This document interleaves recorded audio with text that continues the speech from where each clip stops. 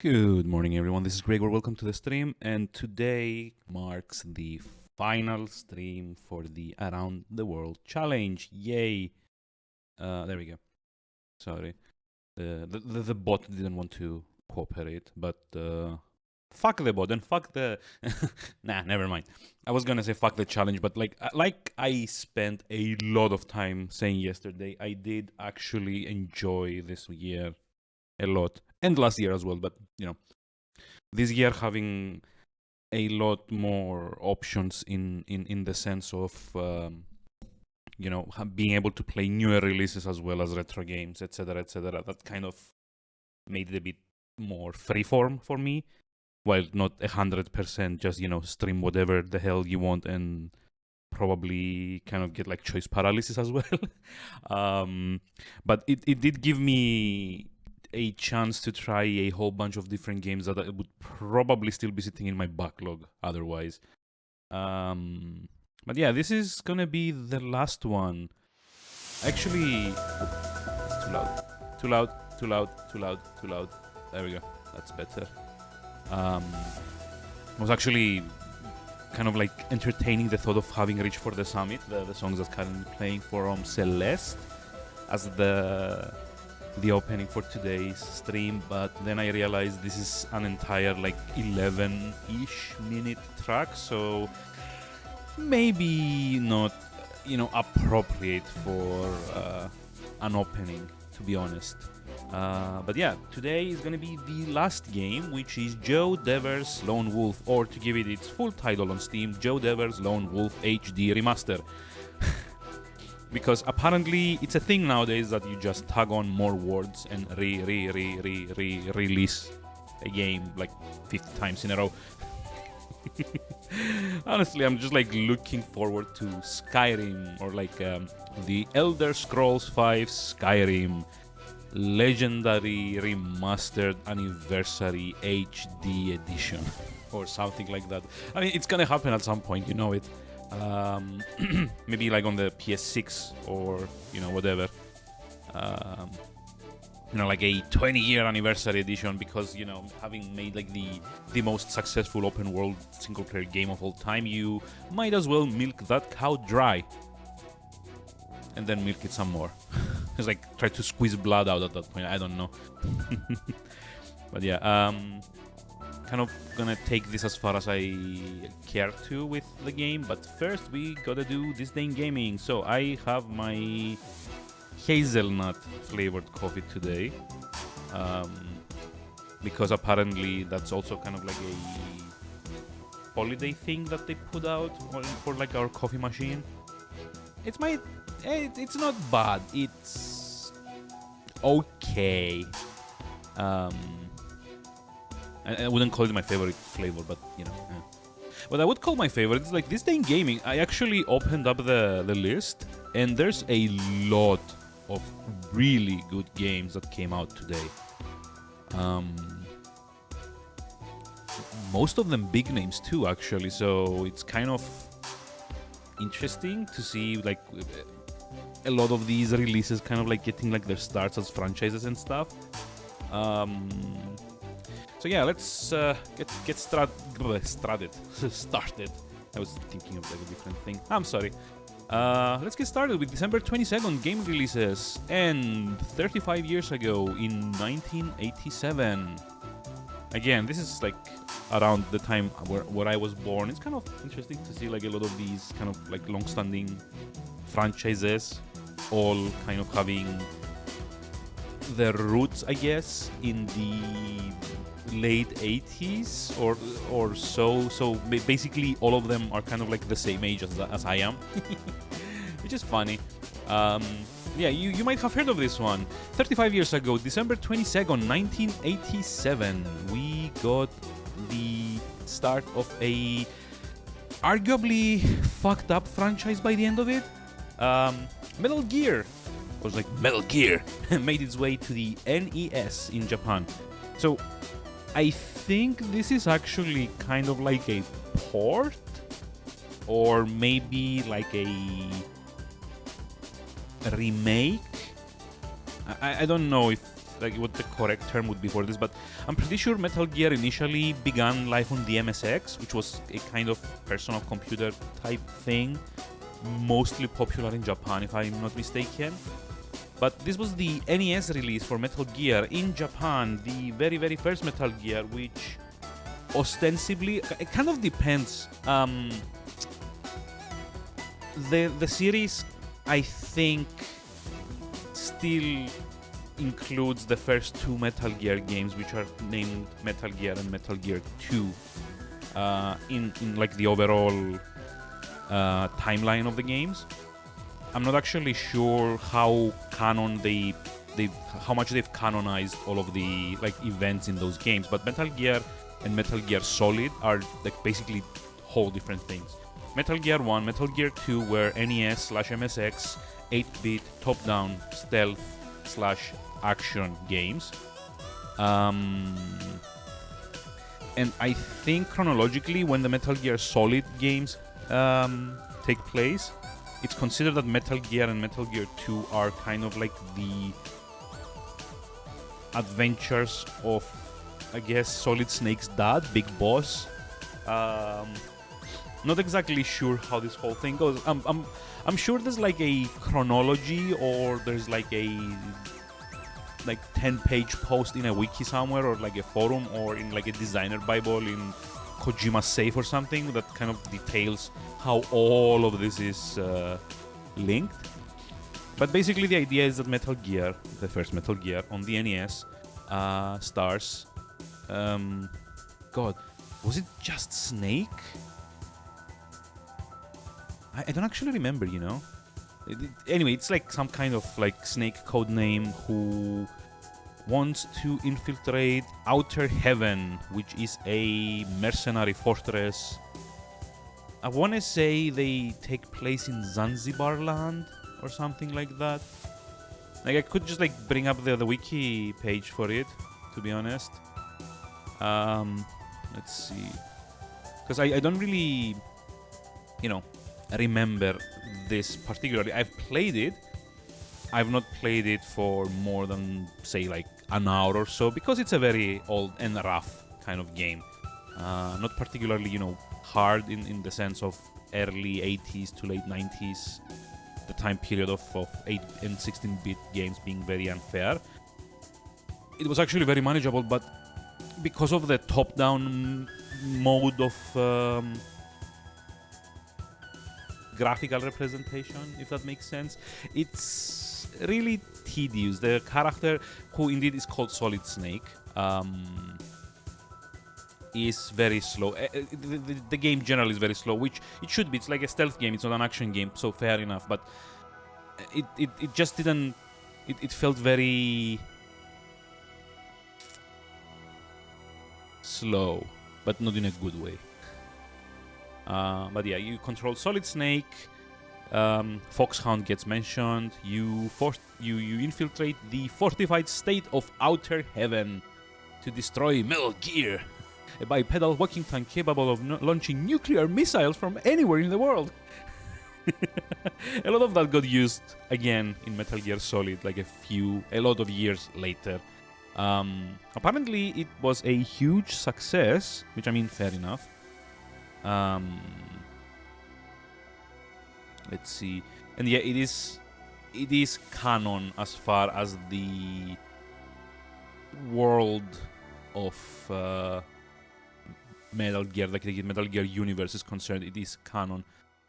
Oddly enough, like the chronology doesn't mention the second Metal Gear game. Oh, there we go, Metal Gear 2 Solid Snake, 1990. But yeah, it's surprising. It was surprising to me when I first played this how much had carried over from the NES game to the PlayStation Metal Gear Solid game. There's a bigger emphasis on stealth, which not exactly stealth, but just like breaking line of sight with enemies. There's a lot of gadgets and cool interactions that you kind of have to find out about on your own. There's the whole kind of like techno thriller espionage, war drama kind of thing. Although arguably MGS3 onwards kind of focused more on the war drama aspect than the previous games. It's a fun game. I personally would have liked the pace to be a bit faster. It's also one of those old school type games where you never really get told where you need to go, what you need to do, which is fine, but it does mean a lot of aimless wandering, and it's certainly like one of those games that would probably feel a lot better to play as like a second playthrough when you've kind of like formed a mental map of where everything is in the game through trial and error. Pretty fun game overall.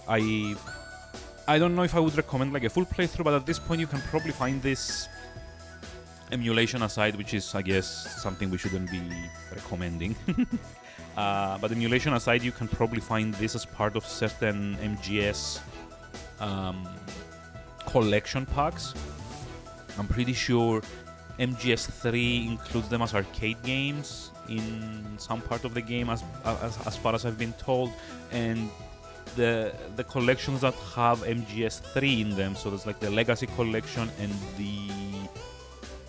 I forget what the other one's called. There's like one on PS3 and one on Xbox 360. They've got different names and slightly different contents. They all had this. Like the 3DS version of MGS3, as far as I remember, also has Metal Gear and Metal Gear 2 in them somewhere.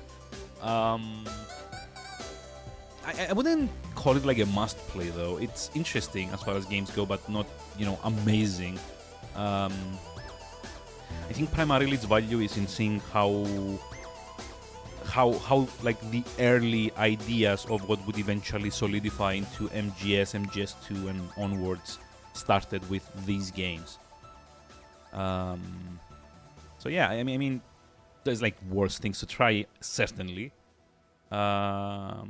Speaking of which, 33 years ago, December 22nd, 1989, we've got like a whole slew of NES games coming out on this specific day, all of them in Japan. Firstly, it was Batman the video game, which I haven't played. It's like a platform like affair, I guess. There were a lot of like movie and video game tie-ins coming out in those days. Like the NES specifically had, I think, maybe like 15 or 20%, if not more, of its like total library was movie and cartoon and other media franchise tie-ins. Like if you consider like the DuckTales games, if you consider Batman, if you consider there were like others, like everything under the sun basically wanted to have its game tie-in on the NES. This one, as far as I remember, isn't exactly tied into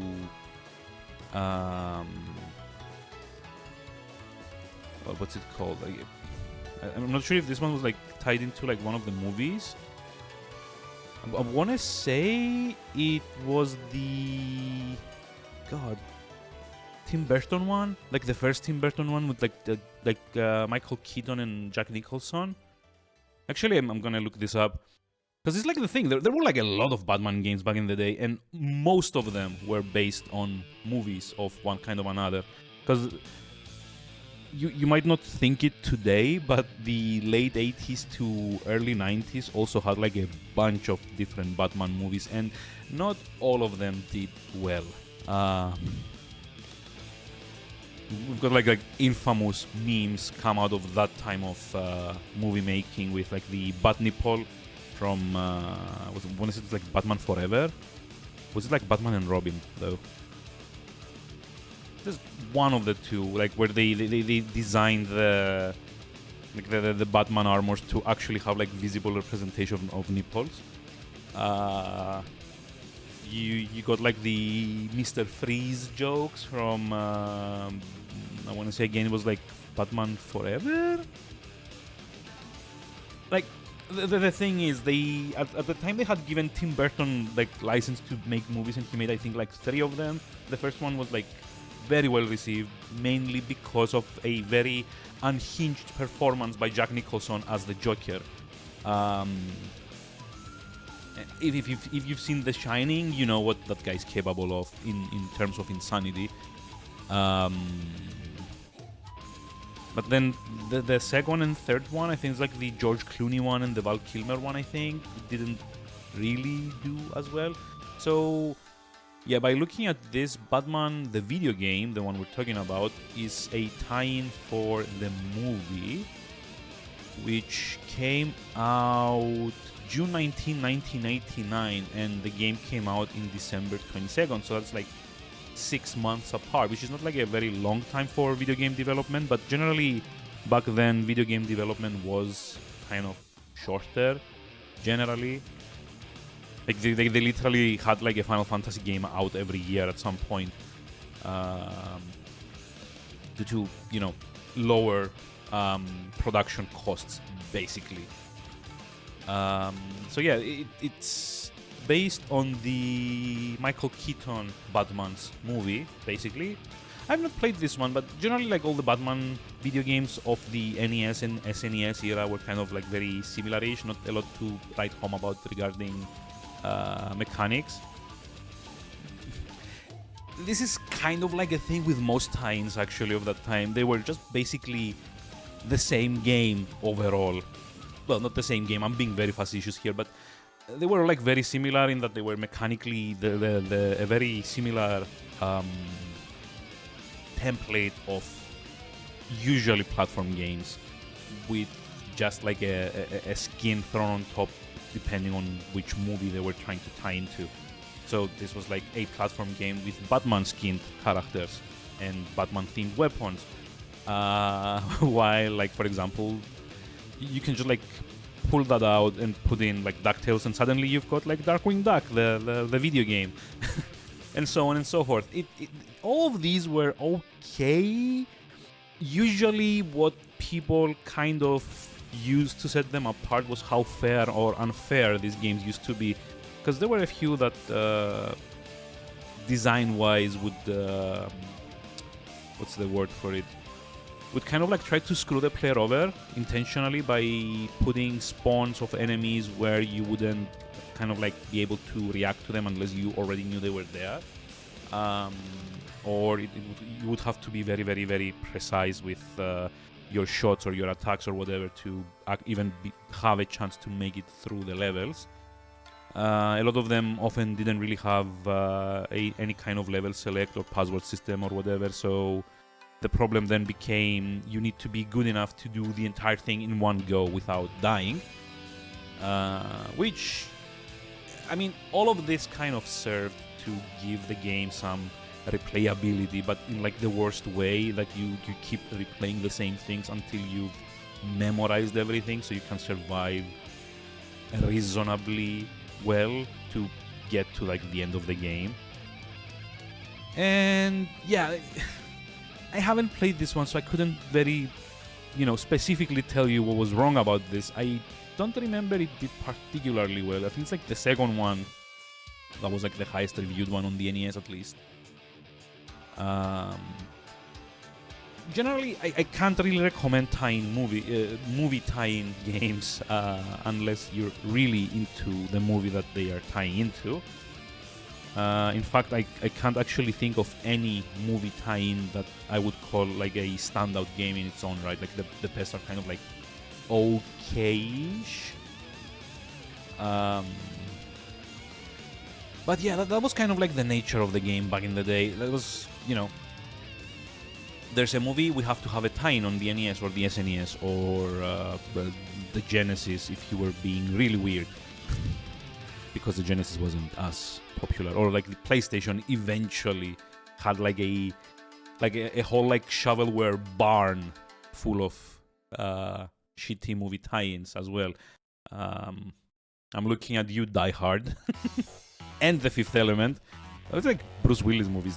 They were like very prone to having bad movie tie-ins in games. speaking of nothing in particular, actually I can't think of a way to segue this, but anyway, on the same day, 33 years ago, we also had another little known game you may have heard of. Okay, I can't speak, need more coffee. Basically had Golden Axe come out on the Genesis/Mega Drive. I wouldn't call it like the seminal, but it's like certainly like growing up one of the most well-known side-scrolling beat-them-ups that they ever put out. Golden Axe being a, I think, port of the arcade version to home consoles, aka Genesis/Mega Drive. I actually own this one. There's like a cart with it somewhere in storage. So it was basically the original Golden Axe. I think this was also ported to Amiga and like a bunch of other lesser-known home computing systems at the time.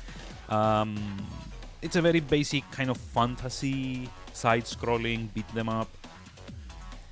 Just the standout thing was that it had like some really good music for the time. The controls were more or less kind of tight.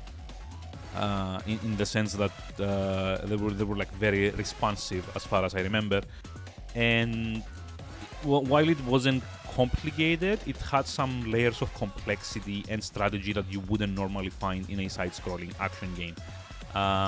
So basically Golden Axe starts with a kind of text crawl. As far as I remember, we get introduced to the main villain and the characters. There's a choice of 3.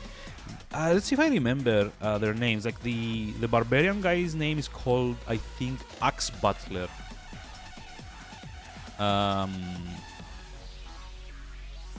And I think basically the whole point of the game is that you control 3 heroes that are out for revenge for the death of loved ones at the hands of the big bad, whose name is Death Adder.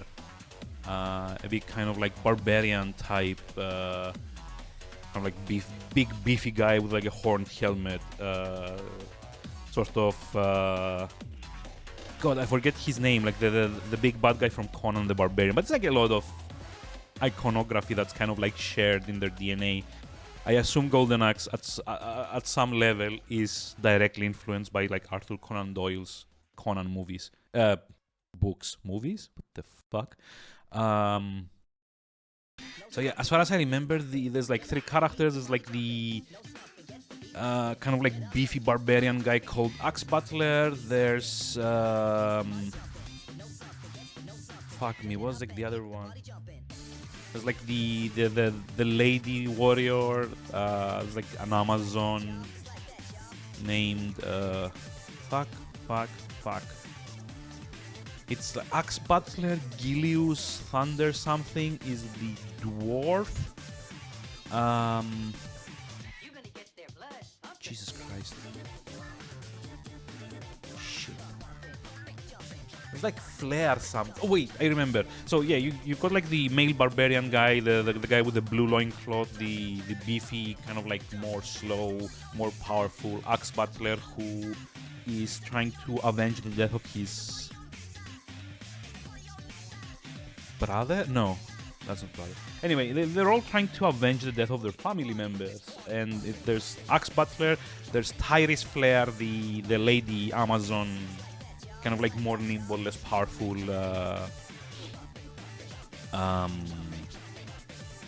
Amazon warrior, I guess. She's not like a barbarian as well. Anyway, and then you also get like a dwarf character as the third playable character. He's dressed in green. His name is like Gilius Thunder Hammer or Thunderhead or something, who is avenging the death of his brother. And the whole point is that you go from left to right, you beat up enemies, you try to get to the end. It's kind of like standard fare. What set it apart though was that like you had like a lot of movement options for your characters. Like I remember the main thing with the game was that all the attacks were kind of directionally contextual. I don't know if that makes sense. So basically there was like one attack button and one magic button in the game. but like all the extra moves that you could do depended on how you moved your character. So if you attacked and pressed back on the, like, pulled away from the enemies, the character would block. If you like pressed forward, they would launch forward. If you like pressed up and attack, they would kind of like do like a rising attack, and then you could also do like an attack on the way down. If you double tap forward, they would run, and then if you attacked with that, they would do kind of like a ram attack. And this might not seem like a lot of variety, but back in the day, 1989, this was like a lot more nuanced than other games of the time, like Double Dragon. Double Dragon, at least like the first couple of games, were more of kind of like, okay, you move forward, you have like 2 different attacks and a jump button, and that's it. Nothing more, nothing less. You just like go through the levels. Golden Axe was probably the first one that had a lot more nuance and variety into its moveset, because all 3 characters kind of had like different strengths and weaknesses. Like Axe Butler, being like the tallest one and like the most strong one, had like a lot more reach with his attacks and a lot more power, but he was very, very slow, so it was a lot harder to actually dodge and avoid enemy attacks, especially the faster or more agility based ones. On the other hand, Tyrese Flare, the Amazon, was a lot more fast in moving around the screen, but she didn't do as much damage, so you had to kind of like rely on hit and run tactics. And then there was like Gilius, the dwarf, who was kind of like a balance between the two. He wasn't as fast as Tyrese, but he also wasn't as strong as Axe Butler. I think he had like a better like magic system built into him. So basically each of your playable characters in that game have an element associated with them. I think it was fire for Tyrese Flare, I think it was like lightning for Gilius, and I want to say it's like wind for Axe Butler. And basically how this works, in the course of the game you would get magic potions, or like magic pots, I guess. And the way the game is built, there is like a gauge that's split into 4 different parts, each one progressively bigger than the last, and each pot you collect gets put in that gauge. So the first tier is 1 pot long. So if you have at least 1 pot, you have access to that one part of the gauge. Then the second part of the gauge needs a further 2 pots to be charged. So it's like 3 in total. The next one needs a further 3 to get charged, so it's like 6 in total. And the last one needs another 4. So like in total you get like 10 pots, 10 magic pots. And the more you charge the gauge, you can use magic attacks that get progressively stronger. So for example, if you get just the 1 pot and use it's like the level 1 magic spell for like whichever character, it might just like be, for example, some fire rains from the skies, or like the level 2-1 for the same character would be fire pillars coming out of the ground and covering like a lot more ground.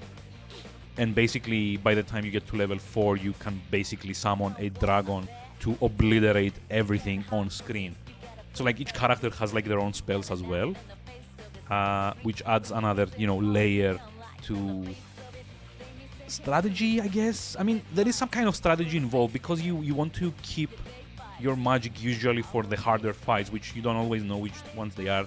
It's not necessarily the boss fights, because boss fights in that game tend to be a bit easier, because you don't have to worry about multiple enemies attacking you at the same time. But this was another unique thing for Golden Axe at the time that not a lot of other games did. I can't think of any games in that time period except maybe Knights of the Round, which I think came out in like 1990. That kind of like did this like progressive power-up system. And in Knights of the Round case, it's actually a bit different in concept than the magic pots of Golden Axe. And it was also one of the first games to actually have mounts. So there's like 2 or 3 points in the game where enemies will come riding these like lizard dinosaur things. There's like 2 or 3 different types of them in the game. There's one that attacks by like extending like a kind of like mace-like tongue at enemies and doing like a tail sweep, and there's another one that can spit fireballs, as far as I remember. So basically, you could just like punch the enemies off of these mounts and ride them yourself, which like immediately gave you kind of like a boost. This system would be much more in-depth in later years. You might have played what's it called, Metal Slug, a few like years later. I think that's like 95 or 96 when the first Metal Slug came out. But the whole kind of like vehicle thing in a side-scrolling action game would be further explored there. But in Golden Axe, it's one of like the early examples of that concept, and it worked particularly well. Like they definitely gave you a big advantage, but they were also a lot harder to handle than your regular character kind of like walking around. They were a lot slower. They had like extra animation time when they needed to turn around, etc., etc. But if you were nimble enough and what's the word? Skillful maybe enough to not get hit while you're riding them, they could easily clear out the vast majority of the enemies in any level without you ever getting like any hits back, which was fun. Golden Axe, I feel like it does still stand up to this day because it's also like a very short game. If you know what you're doing, you can get through it in like maybe 45 minutes, an hour tops. The easiest way to get it nowadays, emulation aside, would be to get the Mega Drive collection on Steam, or I think it's also on the Switch and maybe also on PS4, which actually comes with like a bunch of these like old gems. It also has like Comic Zone on there, which is another interesting side-scrolling kind of like beat them up. It also comes with like Phantasy Star, Column, Sonic games, etc., etc., etc. Gunstar Heroes is another fun favorite, basically. And it also has like Golden Axe, and I think also Golden Axe 2. They're pretty decent as far as games go, to be honest. I don't... What? No. Subscription. Okay. They're very interesting as far as games go. I wouldn't call it like a must-play, but it's one of the games of that era that hasn't particularly aged badly, or as badly as other contemporaries of it. Like it's still like playable to this day, which is not something you could say for like a lot of the late 80s to early 90s games. And yeah, fun game. I like it. I would even go as far as to say that maybe I would try like streaming it at some point, even though I'm very bad at side-scrolling beat 'em ups. And to be honest, this also brings me like a nice little segue, because speaking of games that I would like to stream, there's something I've been saying I want to stream since like forever. And came out 23 years ago today, December 22nd, 1999. Remember when I kept saying at some point that like 98 and 99 were probably like the years that I feel have seen like the biggest amount of critically acclaimed games coming out? This was one of them. I don't think it was critically reviewed all that well, but it's one of those games that people that have played have very fond memories of, and it's Valkyrie Profile. Again, in Japan on the PlayStation, coming out 23 years ago today. So Valkyrie Profile is kind of like an interesting take on the whole JRPG formula. It was made, first of all, it was made by Square Enix, or like Squaresoft at the time. It is about the Norse mythology. I mean, you can probably tell by the title it says about Valkyrie there. So you basically play as the titular Valkyrie. I think her name is Lenneth. And like the whole thing of the game is that you get sent down to Earth from Asgard.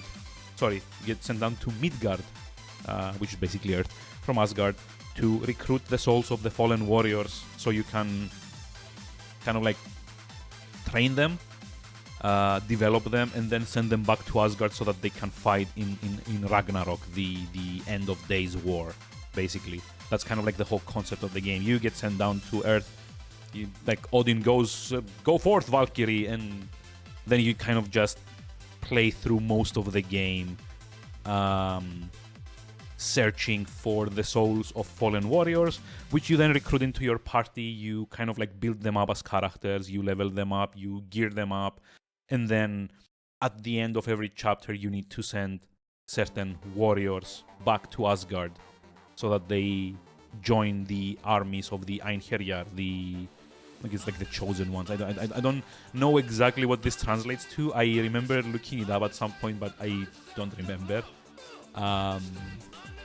But yeah, that's kind of like the idea. The unique thing about Valkyrie Profile is that its gameplay is very interesting for a JRPG of the time, because it doesn't really do the whole kind of like overhead exploration thing. Instead, it's a platform game, kind of. It's all kind of shown from like a side-scrolling perspective, where you kind of go into the dungeons of the game once you've recruited your like warrior souls, basically. And while the combat itself is a turn-based affair, there's also some innovation there as well. So side-scrolling dungeons with like a lot of platforming, exploration, puzzles, etc., etc. And then in combat, there's a kind of like combo-based system. So basically the way it works, you have your Valkyrie, who's always in the front position, and then you've got up to another 3 souls of warriors with you. And these 4 characters get mapped to the face buttons on the PlayStation. So every time you want to attack with, say, the Valkyrie, you have to press the square button. Every time you want to attack with the character that's like on the top slot, you press the triangle button, and so on and so forth. There's like a whole like stamina management affair with that, because you can't just like spam the same attacks over and over again. You optimally want to use up your stamina or like your moves in such a way that you combo characters into one another. There's like a combo system where characters can kind of like join in on other characters' attacks. Very interesting, not very hard to learn, but extremely hard to master. I've played the PSP port of this. I've never finished it, unfortunately. I've played the PSP port of this though, and it's a lot harder to get right than it looks. It's like very easy to get the concept of, but then you need to spend a lot of time making sure you don't fuck up. Really fun game. The voice acting is very, very hammy, especially the English dub, I guess, is not particularly good. The music is stellar. It's like one of the best aspects of the game. The visual representation is also really, really good. And honestly, the story, while it starts as like very kind of low energy, very somber, very kind of like melancholy, I guess would be the word for it. It picks up eventually into like a big kind of, epic kind of like storyline. There's like betrayals and all of the characters that you can recruit, of which there's like maybe 20 or 30 of, I think, because you're meant to like constantly cycle them as the chapters go by, because you've kind of like been sending them up to Odin, at which point you lose them forever from the party. But like most of the characters have like fleshed out proper stories of their own. A lot of dramatic deaths, considering that you are recruiting basically the souls of the recently deceased warriors that have died in battle. So they've got like a lot of poetic license to kind of like ham it up with all the drama, and it oddly works very well. In any other game that I have played that tries this type of thing, it usually comes out as very forced, but because this is kind of baked into the story and the narrative, because you're basically a Valkyrie that has to go recruit the souls of the recently deceased that have died in battle, so you can send them up to Odin at the end of time or whatever. The point at that point is that all of them are going to have like tragic backstories and have died in some kind of conflict, right? Otherwise, you wouldn't be recruiting them to begin with. So that kind of like immediately takes away the kind of like a lot of the contrivance that these types of origin stories usually kind of have.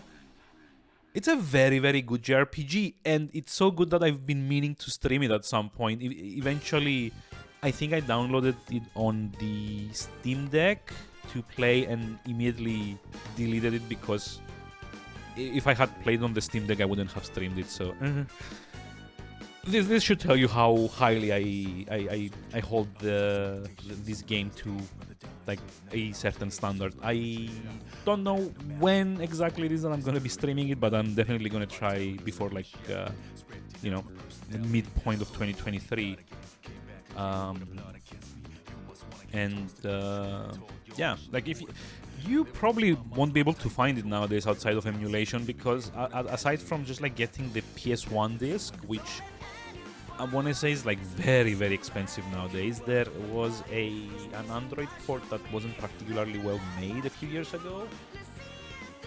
There's a PSN version that's no longer accessible on PS3 and PSP and PS Vita because Sony kind of took down those online stores.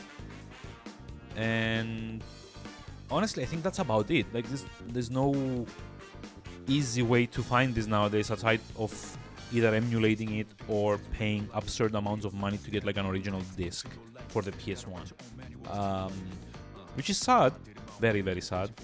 This is kind of like what people kind of worry against when it comes to game preservation and the shutting down of services. And on that kind of like tangent, I've also put it up on Discord there. If you haven't heard, Epic Games is in the process of winding down their older kind of like online capable games, especially Unreal. All of the older Unreal games were delisted from Steam, and I believe they're due to be delisted from GOG today. So that one, if you've had like an interest in getting one of those, now's the time to get like the DRM-free version of GOG. Before Epic makes them go away. They're probably going to be like some kind of like remaster or some shit coming up when they need money again. Maybe when they get hit with like another lawsuit by the FTC in like a year's time or so. But yeah, especially for UT, like the original Unreal Tournament and Unreal Tournament 2004. I think there's already like a way to mod in fan server support. Like, I'm pretty sure the community already has like fan master servers up for both games. And last I checked for like the original Unreal Tournament, there's still like a lot of traffic, I guess. Also, hey, Raiken, hi, how's it going? How are we doing today? Why can publishers and developers focus more on game preservation? Yep. This is something I've been yelling on the top of my lungs for like years now, and sadly, fuck publishers at some point. Like, Nintendo did the exact same thing with like 3DS and Wii U. Like, I'm literally gonna spend this weekend updating the Wii U and my 3DS to go and check online now they have like a bare bit of like disposable income, and like check out like whichever games that I still need to get on those consoles before they take away like the entire eShop for them. Like, who would have thought just like online only digital storefronts are not like the best unless the publishers are actually, you know, keen on preserving stuff. Sony did this with the Vita and PS3 stores as well. Unfortunately, I think they're like no longer accessible.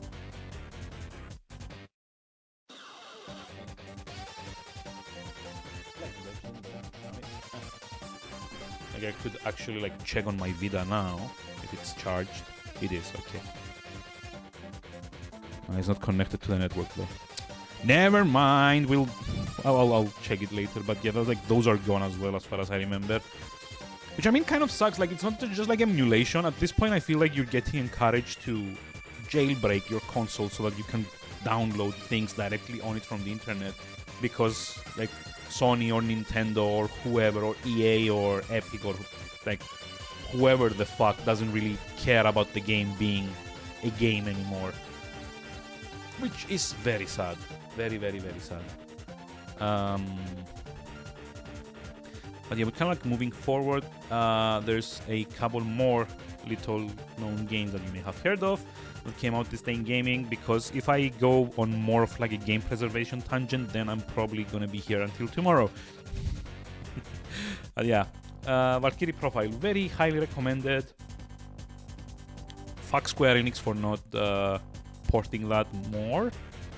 So yeah, go emulate it until they do like a remaster at some point. They came out with like the third game in the series a few weeks ago, and they did not advertise that shit at all. Hey, hi Django Roba, how are we doing today? How's it going?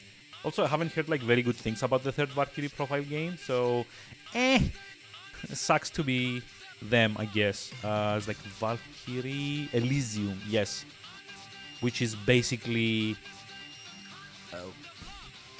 it's basically Valkyrie Profile, but also Devil May Cry apparently, and I really don't get what they were thinking with that, to be honest. It's such a weird like way to go as far as like the Valkyrie Profile series. But what God of War 2018 because it was on sale? I mean, don't tell anyone. That's actually what I did because I don't have it on the PS4. Apparently it runs really well on the Steam Deck, so yeah, just like install everything on the Steam Deck and play half an hour before bed. That's like the best advice I can give you for like getting through games. It actually works surprisingly well. It's maybe a bit of more like long-term goal if you're only gonna put like half an hour into a game at any given time. But just, you know, it's like the life hack for this. Abuse the suspend play feature on any portable console. Abuse the suspend play thing, like sleep mode, whatever it's called in like any given system. Squeeze in like 20 to 30 minutes of gameplay whenever you have the time, like before bed, while cooking, on the toilet. Like, fuck it, like, at some point, if you could, just, like, take it in the shower with you as well. That's, like, the grand life hack of getting through a gigantic backlog. You just need to not have any downtime in your life ever. And if you think that's probably gonna cause, like, too much stress and, like, kill you, like, 5 years earlier, so be it. Like, you knew the risks when you were buying games, right? That's, like, literally the worst life hack ever. Oh god, this is like a first world. It's like it's not even first world problems. This is like such a like niche subset of like first world problems that it needs to have like a name of its own. It's like backlog problems, and like every time someone says that, like every like normal person goes like, "Oh, this again." Cry more, like the world's smallest violin. But yeah, no, like I've had like decent like completion rates. That's a wrong way of saying this, but it oddly works with certain games that you just play half an hour at a time, then put the console or the Steam Deck or the laptop in like sleep mode and pick it up whenever again you have another 30 minutes of free time, basically. Tell me why I started Demon Souls SL1 yesterday. Because you hate yourself. I don't know. Like we've already discussed this. I said yesterday as well. This was not a good idea. You said it wasn't that bad though. So who's laughing now? I'm just kidding. I'm being mean with no reason. Out of curiosity, how is that going? Because I assume it hasn't been. You haven't gone through the entire thing yet, probably. Unless you were also kind of like speedrunning it, which I kind of doubt. Like, I don't think you'd want to put yourself through that much stress. Also, I assume you're like emulating it on the Steam Deck for that, which, I don't know, like, it probably works like better as like a handheld thing. Not familiar. Oh, not on the deck though. Okay, fair enough. Because I did see like Emu Station or like Emu Deck or whatever it's called. It has like a PS3 emulator into it. and I wasn't exactly sure how well it ran things. I did try like a GameCube game. Mainly, I tried like the Fire Emblem game that cost like 2,000 euros or something. I don't actually remember what it's called, but I did try that one, and it runs well.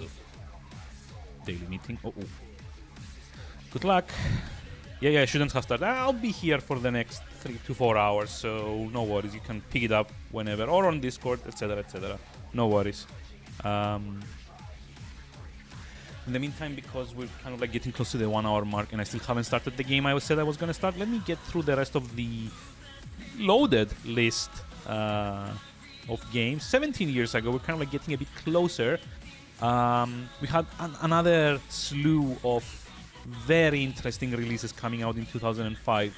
So December 22nd, 2005, firstly we have Kingdom Hearts 2 come out on the PS2. This is like the second entry in the What the Fuck Were They Smoking franchise, where they mix basically the Square universe with like the Disney universe. A lot of people love these games. Personally, I've only played the first one, and while there were things that I enjoyed about it, I even streamed it, by the way. So you could probably go on YouTube and find the VODs for that nowadays. But even though I did like the first Kingdom Hearts game a bit, I wouldn't call it my favorite. The combat is a bit kind of like stodgy. Apparently that gets a lot better in 2 and 3. The story, even for like the first game of a franchise, is incomprehensible at points. Especially like the whole kind of like Heartless and what's their name, like Red 13, the organization or whatever it's called, like the 13 dudes that are not actually all dudes, but anyway, all of that is just like, you know, Square writing at its worst, for me at least. Also, I hated the amounts of grind you required to do to get some of the rarer items, because if there's like one thing that Square had to kind of like trim away from their Final Fantasy games, is the excessive amounts of grind for endgame gear. They did not. It's a fun game. Like I've not played the second one, but apparently people say that like Kingdom Hearts 2 is like the best version. And keep in mind, in 2005, Kingdom Hearts 2, that was like the original version of Kingdom Hearts 2, because then there was like a remix, and then there was like a international something or another release. Like the Kingdom Hearts games as like a whole have been remade and remade, or like not remade, re-released in like all different kinds of forms. Like for Kingdom Hearts 2, I can think of at least like 5 different versions. It's like the original, then there's like the remix version, the international remix version. There's like the Kingdom Hearts 1.5 and 2.5 collection on PS4. There's like the 2.8 requel something. I don't know how many of these games have like come out over the years. Kingdom Hearts is one of the better games out there. I mean, yeah, fair enough. Like I said, I haven't played it. Like people that I do trust the opinion of have told me that 2 is like where the series kind of like hits its high point. It's like one of those things that I've been saying, oh, I kind of want to stream this at some point, so I'm not going to play it off stream as part of like my catch-up thing. So yeah, take what I say with like a grain of salt. I'm only basing this on my experiences from the first one. So could be like the series kind of like picks up eventually. And speaking of that, another game that I've also been saying I'm going to stream at some point, so I haven't played, Metal Gear Solid 3 Subsistence came out in Japan on the PS2. This date in gaming 17 years ago. Subsistence, I think this is like a... God, it's like a director's cut edition of like the original MGS3, as far as I know. I don't know if Subsistence is the one with like the third-person mode added. God, let me see. Got like the wiki for this here. Okay, this one called Subsistence includes the full version of MGS3 and, along with new features, an improved demo theater mode, link-up mode for Metal Gear Acid 2. Jesus Christ. That's like a weird link to have. Bonus camouflage units, special boss duel, and there's a disc 2 called Persistence, including primarily Metal Gear Online. There's like an online mode in MGS3. Okay, sure. Also included a secret theater mode and playable versions of the original Metal Gear and for the first time outside of Japan, Metal Gear 2 Solid Snake. I mean, fair enough. So yeah, like Subsistence is like the expanded edition of MGS3. I've not played this one. Apparently it's like a prequel story to MGS. All the MGSs. Like, chronologically, I think like the earliest Metal Gear is like 5? No, it's not 5. Because 5 takes place after... No, it's not 5. It's like Peace Walker or 3 or like 3 and then Peace Walker. I think 3 is like the origin story for Big Boss, the Solid Snake's in some form. It's like a Kojima series. Like, it's very hard to explain. Go read a wiki for 5 hours to figure it out. I can't like condense like however many terabytes of wiki entries into 5 like succinct lines. It's like a stealth game with like a very fucked up story generally, and fucked up not in the kind of like shock value kind of fucked up, but just like incomprehensible. And I find it weirdly ironic that on the same day that Kingdom Hearts 2 came out, which is also another series notorious for being incomprehensible, Metal Gear had its third entry. So I guess maybe it's something about these games that they kind of like draw themselves to each other. Who knows? Again, like with Kingdom Hearts 2, I haven't played this. Like, specifically the PS2 era of games is like a very big kind of like blind side in my gaming education, because I never had like either a PS1 or like a PS2, and PS2 games while I was growing up were like a lot harder to emulate that PS1 one, so I generally kind of fell behind on the whole thing. But yeah, MGS3 apparently, as with Kingdom Hearts 2, is also where the series kind of peaks quality-wise. It's like where they balance like the exposition dumps with the gameplay to like a point where it all just works. If you go to MGS2, you get like a lot weirder story. If you go to MGS4, you get like a lot more story, and it just won't stop happening apparently. So 3 is like, I assume, the balance in between the two, and also Peace Walker apparently, but that was like a PSP thing, so Anyway, look forward to me kind of streaming those two at some point when I get around to it. Also, on that subject, 12 years ago, 2010, when the PSP still existed 12 years ago, that's kind of surprising. That seems like the PSP would have been older at this point, but PSP got the third birthday. If you're kind of curious as to what that is, it's in fact a third entry / reimagining / soft reboot of Parasite Eve, of all things. Remember Parasite Eve from last year? Like the horror JRPG, basically, like Resident Evil meets Final Fantasy at some point.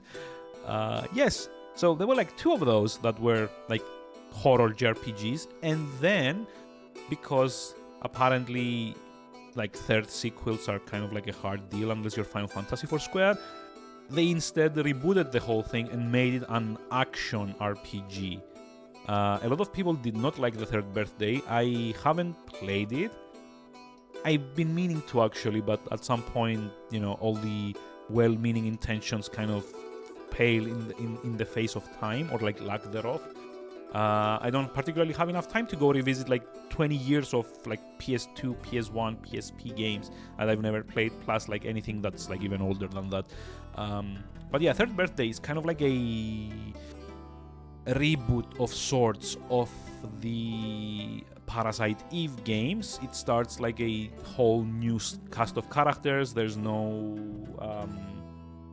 Aya Brea anymore, or at least like I know what the plot of this game is. Like, there's not an actual Aya Brea. Anyway, there's a lot of more action-oriented combat. There's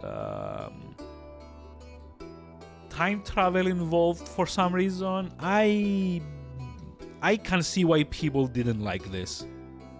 I'm not saying that I wouldn't, but I feel it's kind of like well founded, to be honest.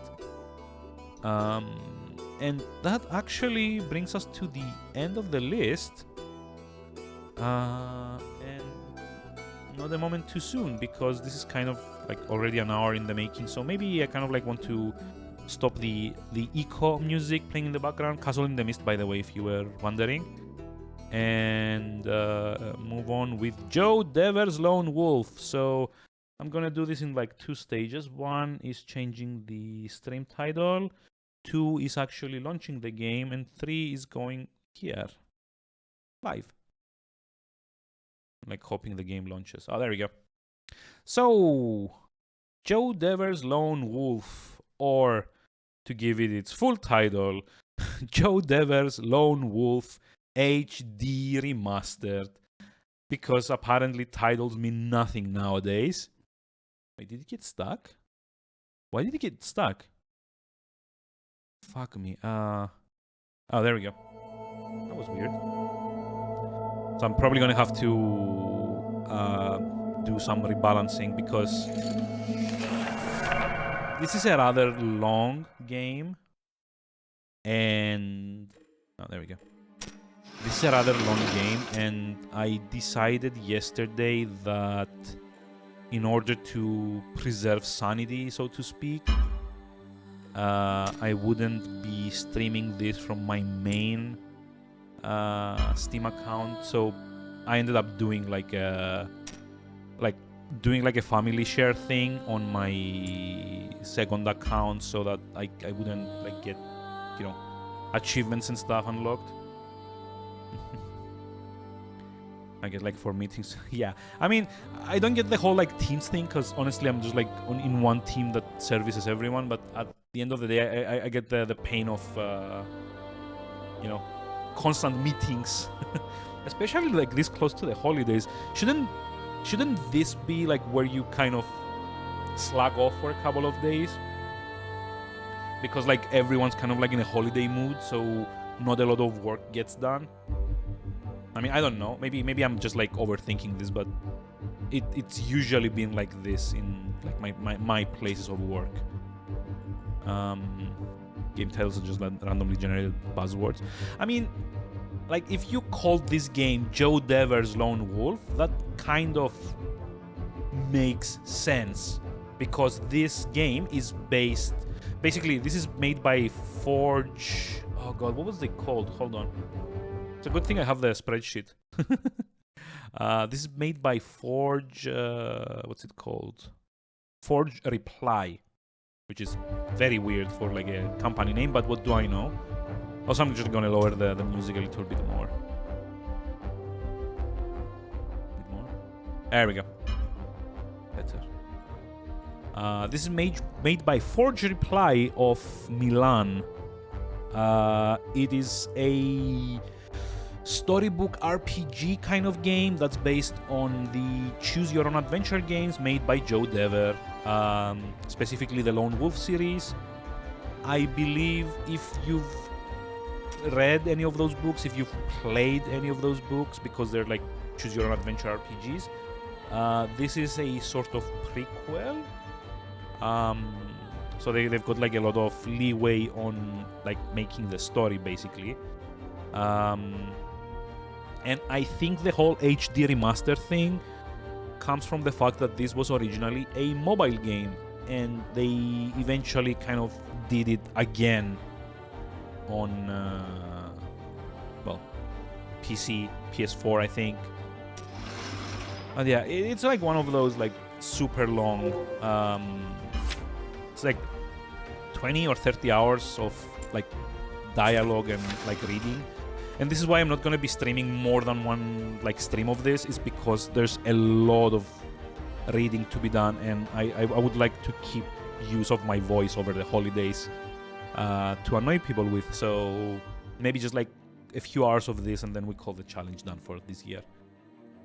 So yeah, I don't know a lot about the Lone Wolf universe. I do know that it wasn't as popular as the fighting fantasy games back in the late 80s. So basically storybooks or like choose your own adventure books were a kind of book-oriented gaming system, more or less. So this is how it worked. You bought the game book, which was like the actual game. It would sometimes come with instructions on how to roll a character. Like you'd have like a rudimentary character sheet with like strength, agility, like life points, like some kind of way to keep track of an inventory. And then you would start at page 1, and page 1 would have like 10 options, like 10 options. Like it would have like a few options on it. Like it would maybe start as, oh, you find yourself in a tavern. It would give you like a bit of backstory, and then at the very end, it would say there is a guy in the corner that you can speak to. There's the bartender. There's like a shadow that you see out of the corner of your eye, and then at the very end of each passage, it would have like, if you want to speak with the bartender, go to page 17. If you want to speak with the suspicious shadow in the corner, go to page 51. If you want to leave the tavern, go to page 130. And basically you would choose what like your character wanted to do, and you would flip to the page that the game instructed you to, and you would move on from there. So it was kind of like a choose your own adventure thing. Basically that's where they got their names. Some of the encounters you would have, like combat, it would tell you, okay, roll your dice, these are the stats, and then you had like two options. If you survive the encounter, go to page 117. If you did not survive the encounter, go to page 204, for example. And it would go that when your goal was kind of like to go through all the encounters in such a way that you reached the epilogue of the story, usually placed at the very back of the book, like the very final page or two. Interesting as far as systems go, not a lot of replay value, and very, very prone to be cheated. Like you could easily cheat yourself out of like the whole thing by just looking up the ending at the very end of the book. I don't know if this particular game is truly adhering to that system. There's like a lot of other games on Steam that you could play. Let me see my library here, because there's like a lot of these that are a lot more true to this particular type of game style, like the actual choose your own adventure. There's like the sorcery games. If you've heard them, there's like 4 of them are more or less that.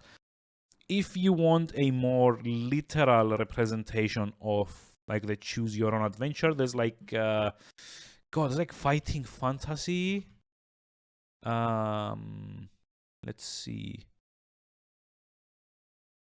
There's like a collection bundle. There's like, the Forest of Doom, Cavern of the Snow Witch, Starship Traveler. Like all of these are like literally digital versions of those books. Do we have like an overlay here? No, we don't. Shame.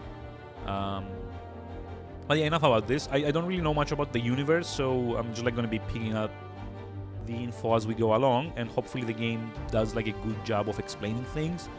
Apparently Joe Dever said that this game is like the closest he can see his creations come to like digital media. So apparently at least the creator thinks highly of this particular game. So let's see. You are Lone Wolf. Your life is not an ordinary one. You assess and counter all challenges with make your choice. It's like the character creation. The multiple choice menu lets you choose your path and write your own story. Pay attention to what you decide. Your actions shape the world around you.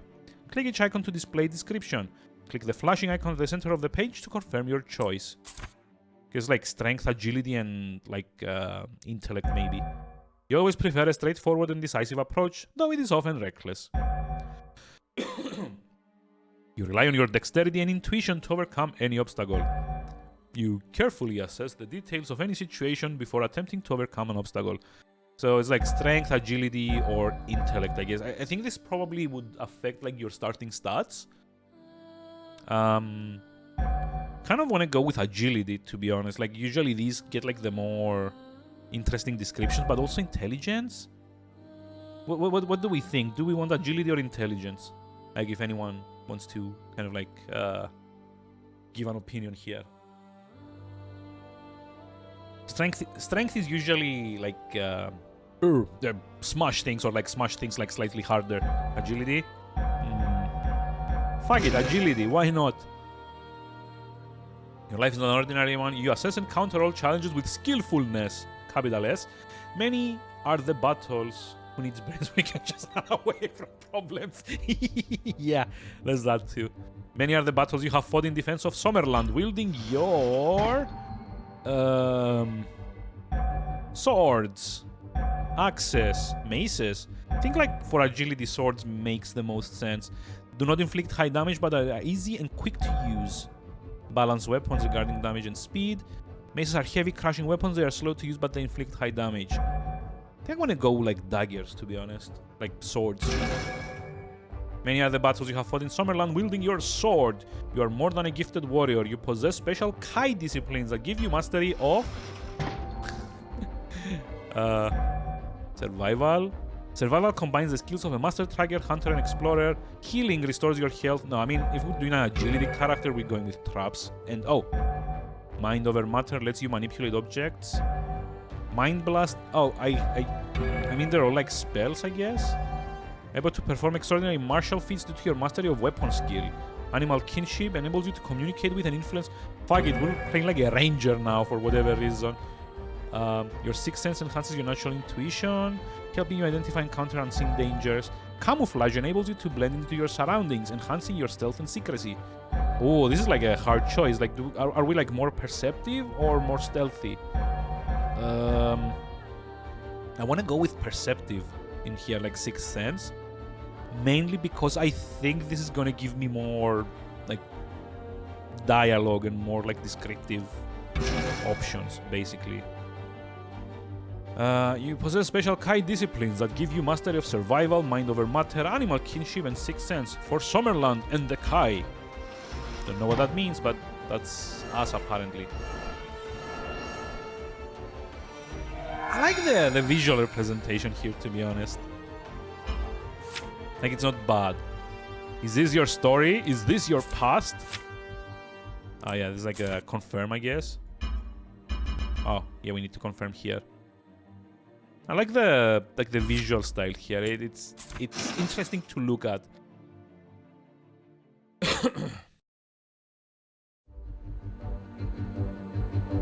For many centuries, the Kai Lords defended their kingdom of Sommerland from the Dark Lords of Helgedad.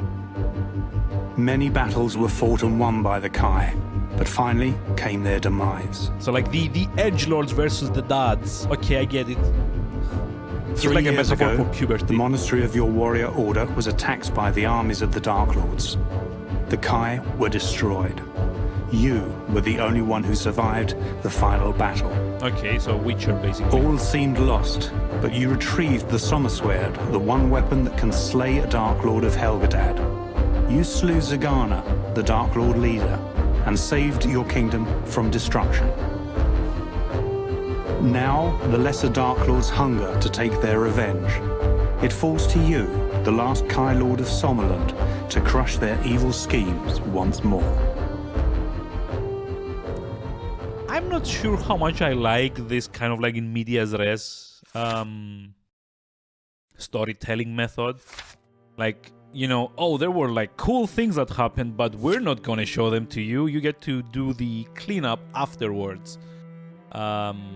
Not a very big fan, generally. Like, maybe it works better in this game, but we'll see.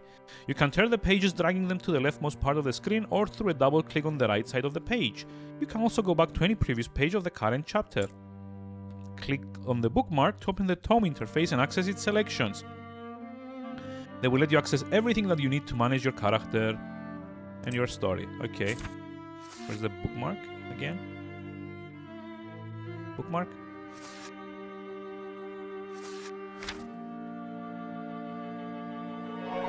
Oh, there's the bookmark. You are Lone Wolf, the last of the Kai Lords and sole survivor of a massacre that destroyed your elite warrior order. You would prefer not to be where you find yourself now. In a narrow mountain pass blanketed with crisp snow, flanked by shadowy timberlands where icy winds whistle through the branches and chill you to the bone. You would prefer not to be here, but duty has called you to this remote part of your domain. You are the Fry Earl of this... Fry Earl? French Fry Girl? Of this territory, and you are responsible for the safety and security of the hardy summer-lending folk who live and prosper in this harsh mountainous border. Immediately the writing style needs a lot of editing passes. There's like redundant sentences, run-on sentences. There's a lot of editing that needs to be done here to be like a bit more concise. Let's see. Okay, we got like stats. The red bar represents your vitality, the blue one is your Kai power, and the green one is your endurance. Each of these icons lets you access different sections of the book. Remember to put your belt to good use. Place potions or other items in its slots and access them while fighting. Choose wisely, since you won't be able to open your inventory during combat session. Additional belt slots can be unlocked by upgrading your Kai armor. Okay, there's like 2 extra slots here. Loom Spur Tincture. It restores vitality, restores endurance. Volko Blackberry Potions restores Kai power. Restores endurance. Okay. Like my inventory. The inventory lets you change your equipment and arrange the items you will access from your belt in combat. To equip items or move them in your bags, just drag them and release them over a highlighted spot.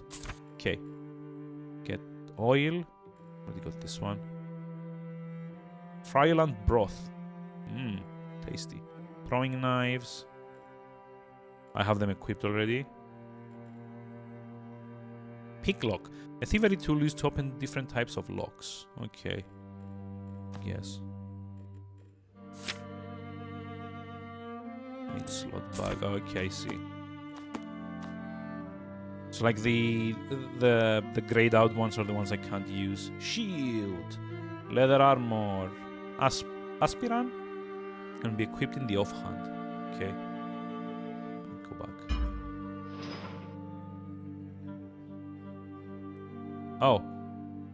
Oh, hey, you can actually see your character model. Is this me? I don't like the mutton stash that he has. Like, it looks weird for, like, a heroic character. Or, like, a protagonist. But, I mean, fine. Finally free from meetings. Yay! Awesome. Let me get, like, all the tutorials out of the way. Pop up? Yeah. The character sheet lets you check Lone Wolf's status. It also contains useful information about your fighting abilities related to the weapons you have equipped. Strength improves melee damage and Lone Wolf's natural armor. Intelligence improves all Kai disciplines and Somersword damage and Lone Wolf's turn duration. Wait. Intelligence determines your turn duration? What? Why is not dexterity the thing? The fuck? That's so weird. Also, we don't seem to get like a lot of difference in the stats. 7% crit. Jesus. Don't get me wrong, the whole agile daily meeting thing kind of makes sense. I mean, yeah, I know, I get that. You can't really do much about it though, can you? Unfortunately, you just like have to bear with it. But yeah, again, let me get the quests, the tutorials out of the way. The journal contains additional information about your mission and the world around you together with quest items. Your long journey has led to a shocking discovery. Rockstarn is under attack. You rush towards the village, praying that all the while that it's not too late to save them. Sly knife. Oh. This small and specialized knife may not be a lethal weapon. If you are skilled enough, however, it can help you open most locks and chests. Somersword. There's like so much to read. There's like a bestiary as well. Inside the codex you will find informations. That's wrong. About the story. Progressively you will unlock new content, so be sure to come back and check. Yeah, I'll be sure to do that at some point. This is like the map. Yep. The world map lets you decide which narrative section to unlock next. Pay attention when you choose. Some decisions cannot be undone. It also lets you access the merchants you have unlocked. The world map can be accessed from the tome interface. I mean, that's nice. Like, you get, like, direct access to, like, the vendors without having to, like, encounter them story-wise. Meditation is a skill a lone wolf uses to rest and recover vitality points, endurance, and kai power. You can meditate only before leaving your current location, before triggering a new narrative section. Oh, so, like, you get your stats replenished after every chapter, I guess? If you are ambushed while meditating, you start the combat session with your kai powers on cooldown. Okay, so it's not entirely risk-free.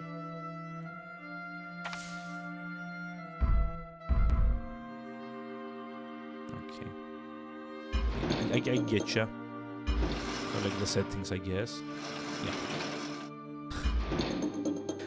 Thank God there's no tutorial pop-up for that as well. That would be just dumb. Okay, prepare not to be here, but blah blah blah. You have received a disturbing report of enemy activity around the mining village of Rockstarn, and all communication with the village has ceased. Fearful that the settlement may have been attacked by Gyaks? Gyaks? What the fuck? Gyak? How do you read that? And other Darklands raiders. You have come here to assess for yourself the true situation.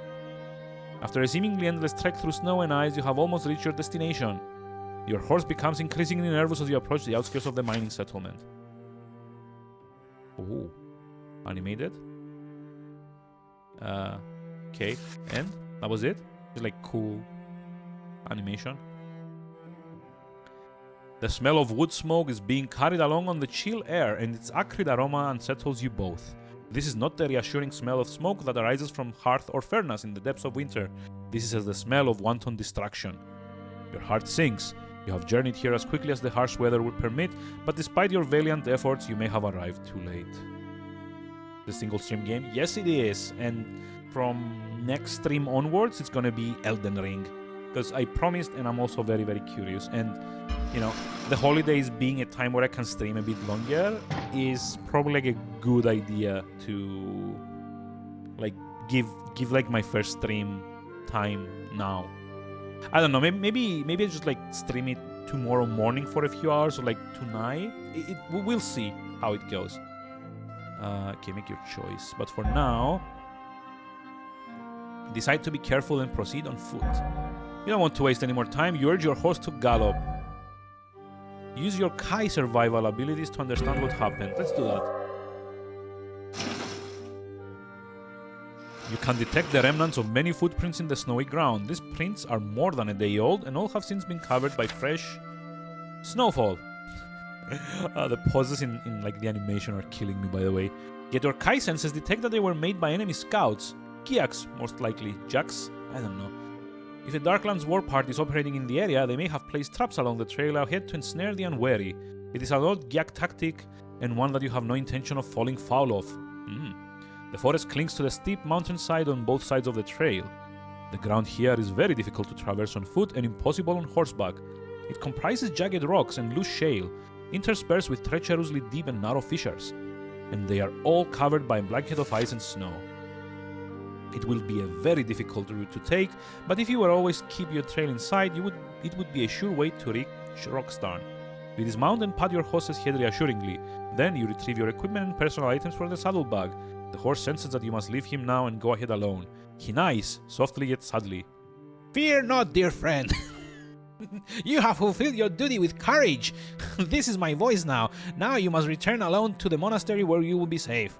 Go as fast as you are able. We shall be reunited there before too long. Like very Shadowfax vibes, I guess. Very Gandalf.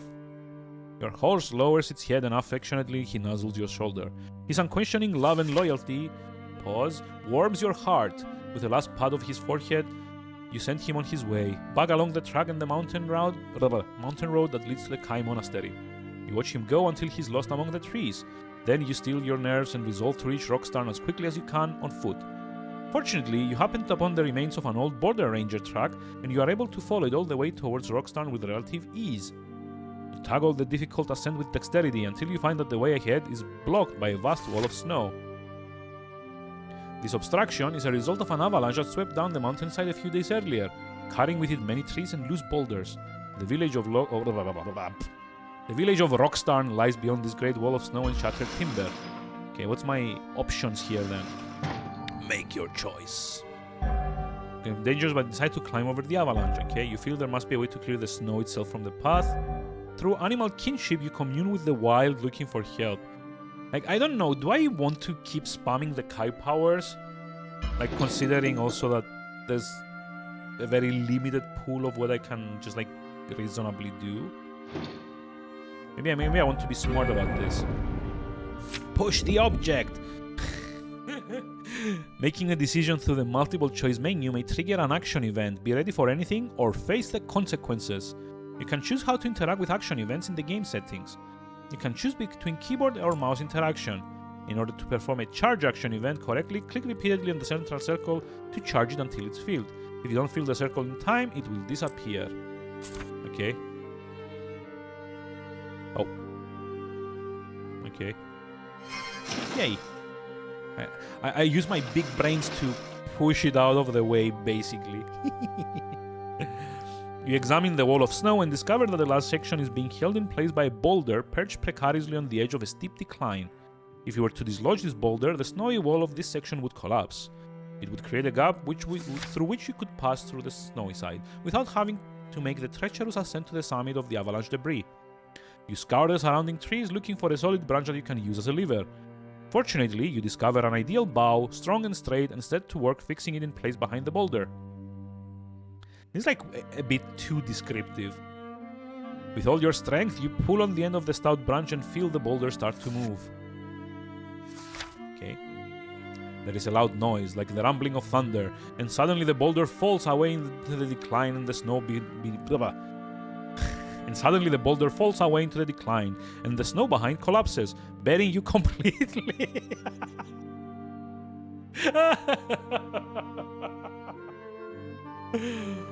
Wow. Oh, that was a dumb thing to do, wasn't it? Feeling suffocation, you struggle to free yourself from the grip of this crushing white prison. After what seems like an eternity, you break through to the surface and gulp down lungfuls of the cold, fresh air.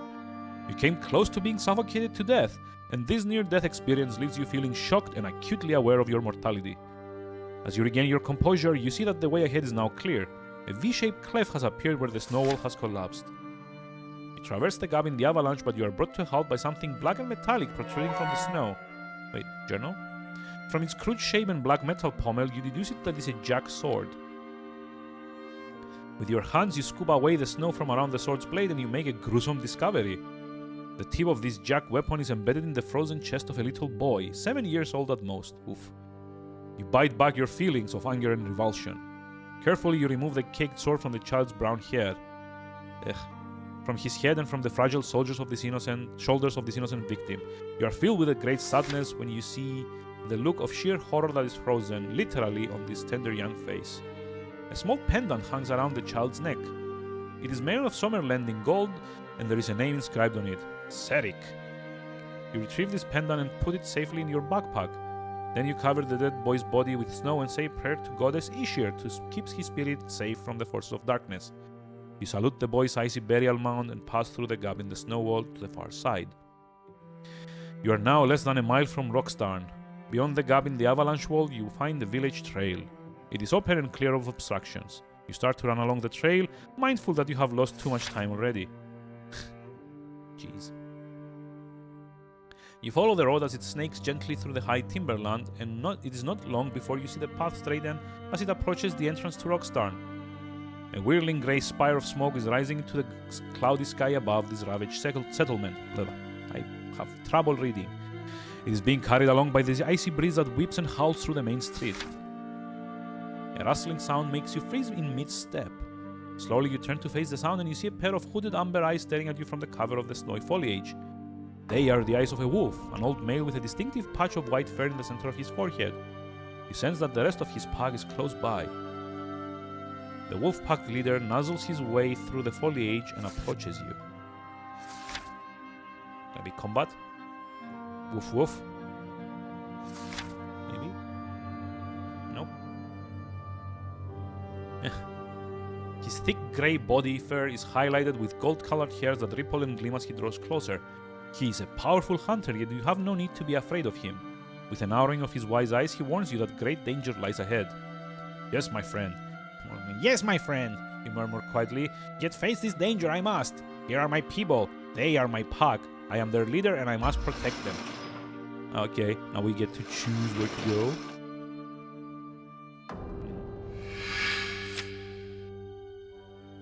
While moving on the map or during meditation, there is a chance that you will trigger a random encounter. Gee, thanks. I should meditate, maybe? As I get back my energy. Like, I don't know if this affects, like, the events here. Like, did I take too much time or something? Who knows? Do you want to write your story from here? And there's like no other option, so yeah. Oh. The village of Rockstarn was once a thriving and vibrant mining community, nestling among the slopes of the surrounding mountains. Life here on the border with the Darklands is harsh, yet the villagers of Rockstarn are a hardy and industrious community. They are fiercely loyal to you, their liege lord, and to King Ulnar and Sommerland. Now Rockstarn lies silent and smoldering. The noise of its steam engines and its armory no longer echoes among the high peaks. So much dialogue. So much reading. Cautiously you approach the entrance to the village. It is eerily quiet. The smell of wood smoke that you detected from a distance is now heavy with the cloying stench of death. You stare unblinkingly at the horrific scene that greets you. The blood-soaked and lifeless bodies of the villagers lie strewn about the streets. Many were cut down as they fled, while others died fighting, desperately protecting their loved ones and their homes. Recent snowfalls have covered the slain with a thin white shroud, sparing you the unsettling sight of their gaping frozen wounds.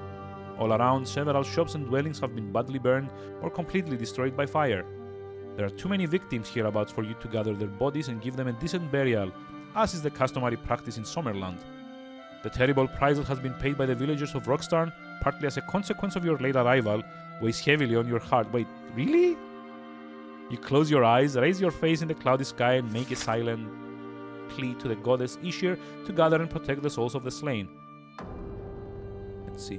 You open your eyes and advance along the main street, your nerves as taut as wound steel wires. Then you hear something. It is the sound of bare feet on fresh snow. It is followed by the rattle of loose armor and a gurgling growl that gets your pulse racing. It is a jack. Jack? I'm not reading that. Okay. That sounds dumb. That thing, it drools through its sharp, uneven teeth. You recognize the foul jack language and know enough of it to translate the creature's chilling utterance. I bring you a slow death. Your fears are confirmed by the presence of this hateful Giak. Rockstarn has been attacked by a Giak raiding party. The creature stalking towards you is only one of many now occupying the village. The Giak closes in and defiantly, you stand your ground. You can expect to receive no mercy from this creature and you will give none in return. Oh. This is, I guess, the combat system that the game keeps advertising.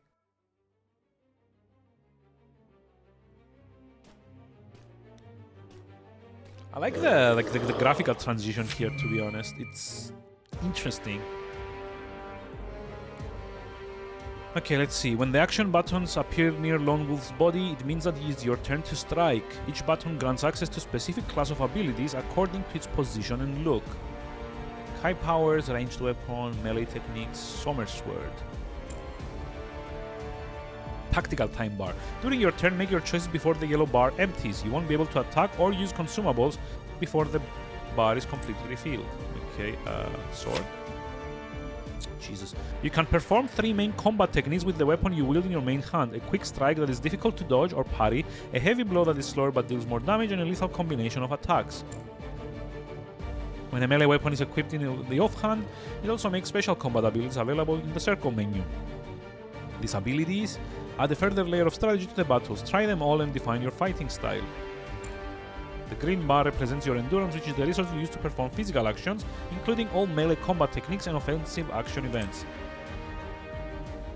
At least like pauses when you're about to make a choice. Let's see. Quick attack, cost 400 endurance. It's more likely to be parried or dodged. Okay, but like it says likely. What does that mean? I'm gonna go like the quick one now.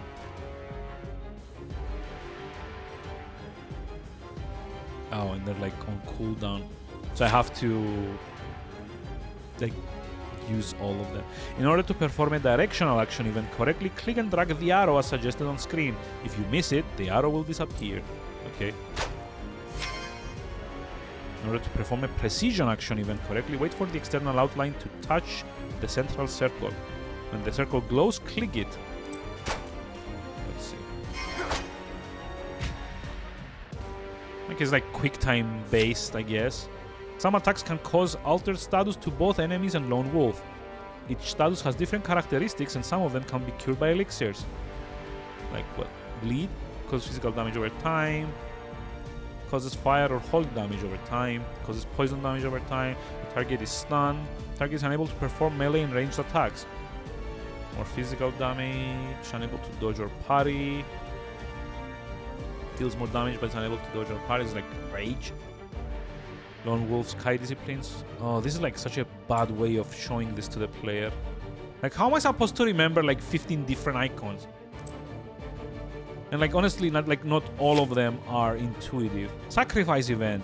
You perform an action event even if you have no endurance, but beware, you will lose vitality doing so. The endurance bar refills automatically. Why didn't you tell me this before I did this?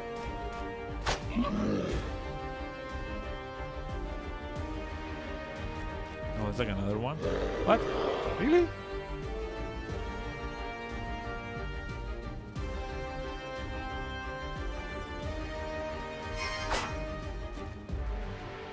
I guess I blocked.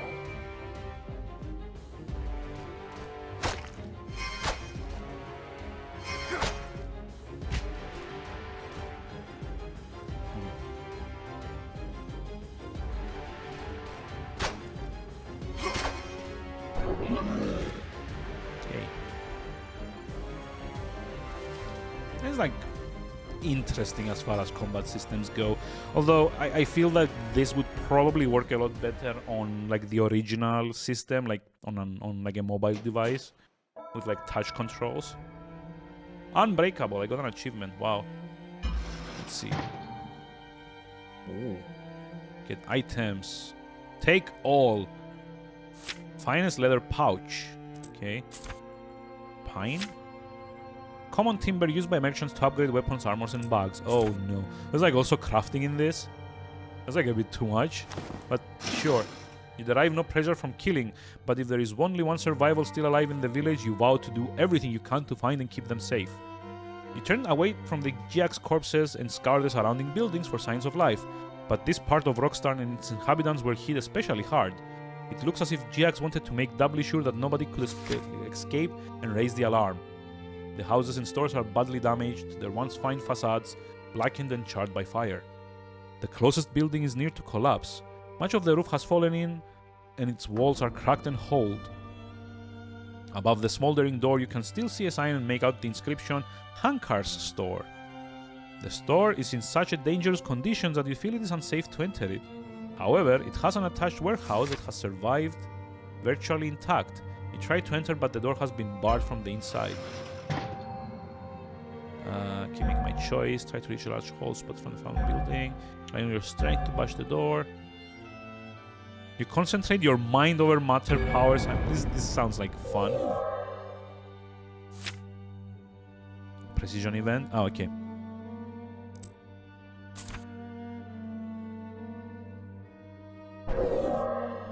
Fuck. You lose your focus? Wait, what? Oh my god, there's like so many like quick time stuff to do. You put your Kai powers to good use. You detect that the door is secured by a plank of wood held in place by 2 iron brackets. These brackets have been badly weakened by the fire. You wheel the plank to rise up and whirl about the storeroom. You hear a loud thud followed immediately by an angry curse. The spinning plank has hit a Jack hard on the head. You sense there is more than one Jack in the store. Seizing the element of surprise, you throw the door open and rush into the store with your weapon raised, ready to strike. Cool. It's like an interesting visual representation, although again, I feel like touch screens are needed to make the most of this, you know, of UI. When you're fighting 2 or more enemies, you can choose which one to attack by clicking on him. Yep. Let's go there. Oh, I don't have stamina? Why?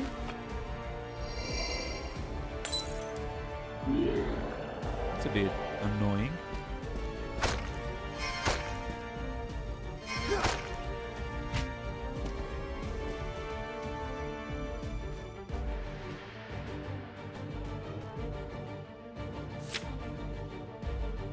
Kai discipline action button is placed over the belt. When you click, this displays your Kai discipline, such as another action buttons work. The blue bar represents your Kai powers. Okay. Powerful skills enable you to lift some objects and hurl them at your enemies using only the power of your mind. I mean, sure, fuck it, why not? Jedi mind tricks, I guess. Oh, what the? Oh. That's like such an annoying way of doing this. Let me... Oh, can't try it again. This sucks. For a brief period, you survive instant health regeneration each time you inflict damage with any weapon. Okay. Can't actually do that, so let's do this instead. Wait, really? The use of all the range techniques is connected to the equipped ranged weapon, throwing knives or crossbow. Range attacks consume ammunition. Crossbows have firepower as the main stats. It increases bolt damage. Like throw knives. Fuck. That sucked. Okay. Multiple knives. Yeah, this would work a lot better on like mobile devices. Dodge, dodge, dodge. No. Come on.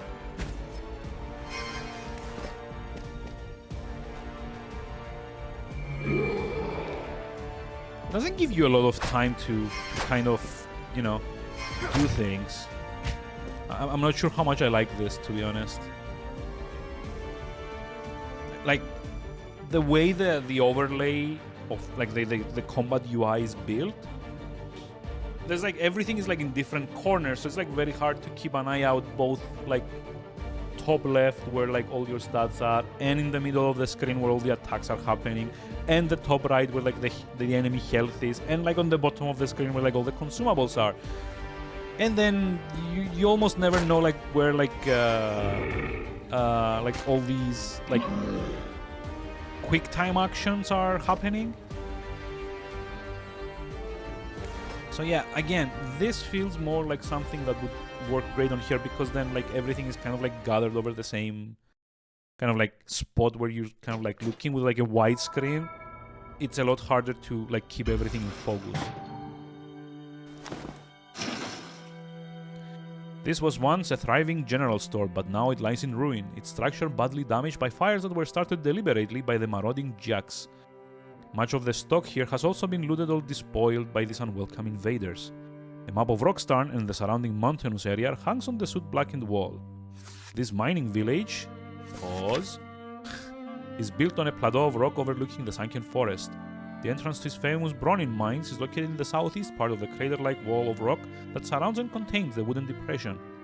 You suspect that Bronin may be the reason why the Jacks have attacked Rockstarn in force. You search through the debris that covers the floor, but there is little of value to be found. You're about to stop your search and leave the store when, behind the store's counter, you discover something that sparks your curiosity. It is a large wooden chest, and it is locked. Wait, am I gonna fight the lock now? Nah, but something like that. To open the lock, you must find the right position for the pick. You can rotate the pick by dragging it to the left or to the right. The pick would rotate around the lock. When you position the pick, you can try and force the lock with the knife. You can force the lock with the knife by dragging it to the left. You can't force with the knife while you are moving the pick. When forced, the lock will start rotating. Depending on the pick position, the lock will rotate more or less. When you find the right position for the pick, force it with the knife and the lock will open. If the pick is not in the right position when you force the lock, the pick will start losing durability. It's like almost like Skyrim-ish. I mean, I've seen this system in other games too.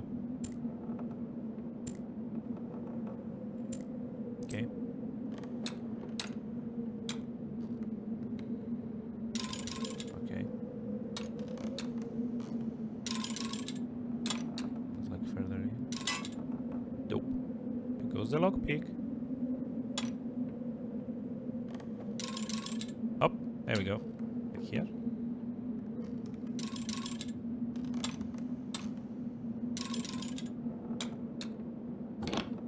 Aha. Picked it. There's like a lot of loading going on in these though. You manage to pick the lock and now the container lies open in front of you. You look inside and find some valuable items that could prove useful. Ooh. When you leave the store and return to the main street, a gust of icy wind bites into the exposed flesh of your face and the sudden chill makes you hungry, I guess? Shiver. Okay. The winter sun is completely obscured by thick grey clouds, yet you are able to tell the time of day without its helpful presence. It is near midday. So where's my options now? Oh, only here?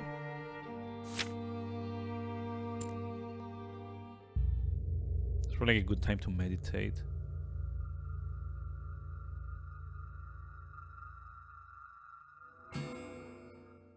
Like you feel fully rested. Sure. Come on we go.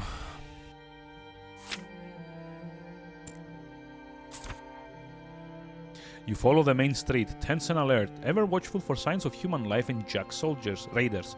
Suddenly the door of a nearby building is thrown open and into the street pour a gang of Jacks, growling and waving their black-bladed weapons above their loathsome heads. You steel yourself for immediate combat, but your concentration is broken when you glimpse a human is among their number. It is a girl in her late teens with short dark hair and sharp sparkling eyes. Judging from their appearance and her clothing, she does not look like a typical Rockstown villager.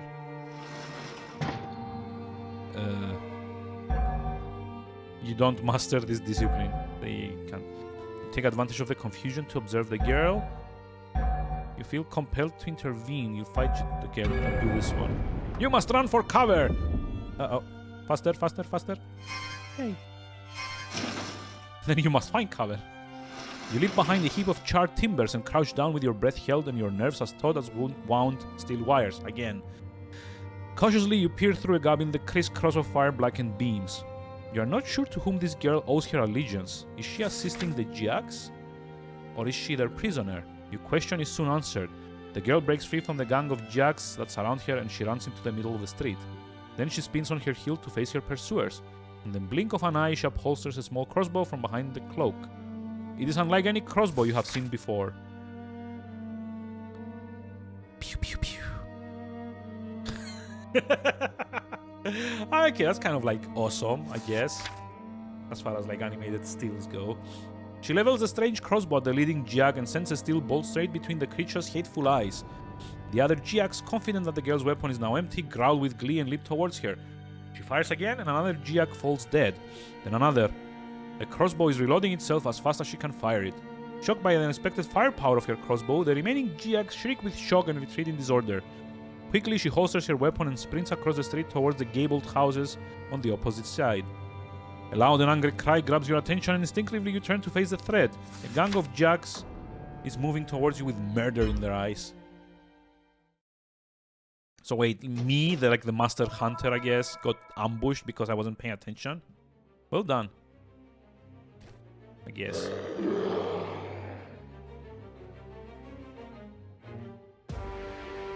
No! Dodge it!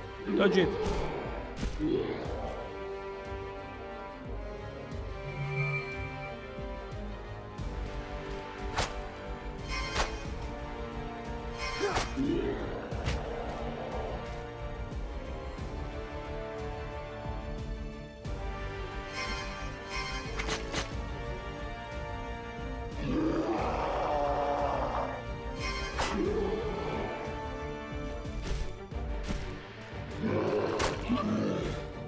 He did. You have like enough time for like a strong attack as well. Cool.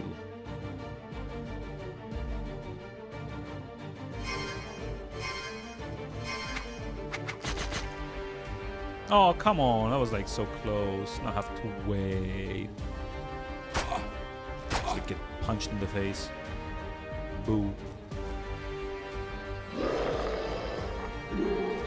Wait. It's like reinforcements?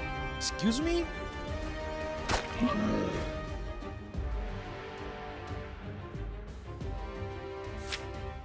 Charge event. In order to perform a charge action event correctly, clearly click on the center circle to charge until it's filled. Okay.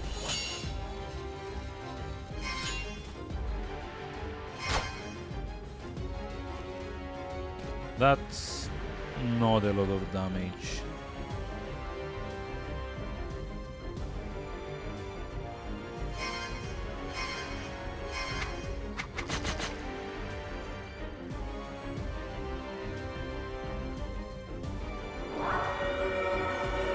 I don't know if it's saying that like this guy's armored or something, and that's why.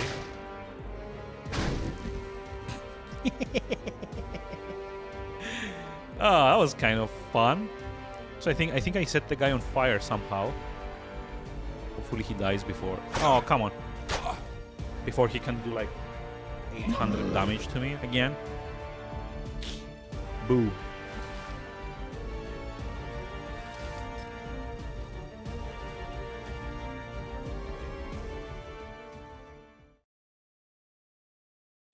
I mean, overall impressions of this, I'm not like wowed by the game. It's okay, but I feel like it would probably work better on mobile devices. Again, I actually wonder if I can get this running on the Steam Deck, it might be, you know, a bit more interesting. It's like a quest update. Where's my quest log? The girl you saw may be the only survival in all of Rockstarn. Hoping that she will have the answers you seek, you follow her.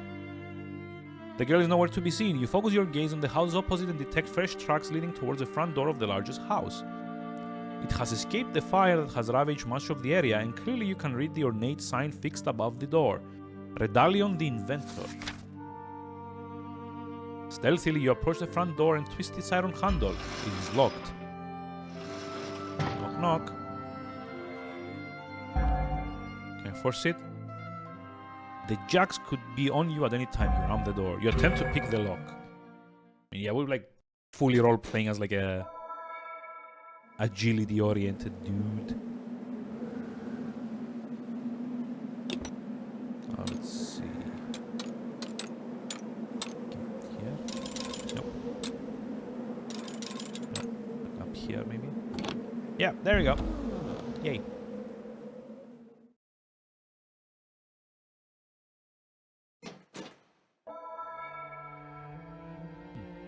You hear the click of the lock opening and you reach for the door handle. One twist and it opens easily on its well-oiled hinges.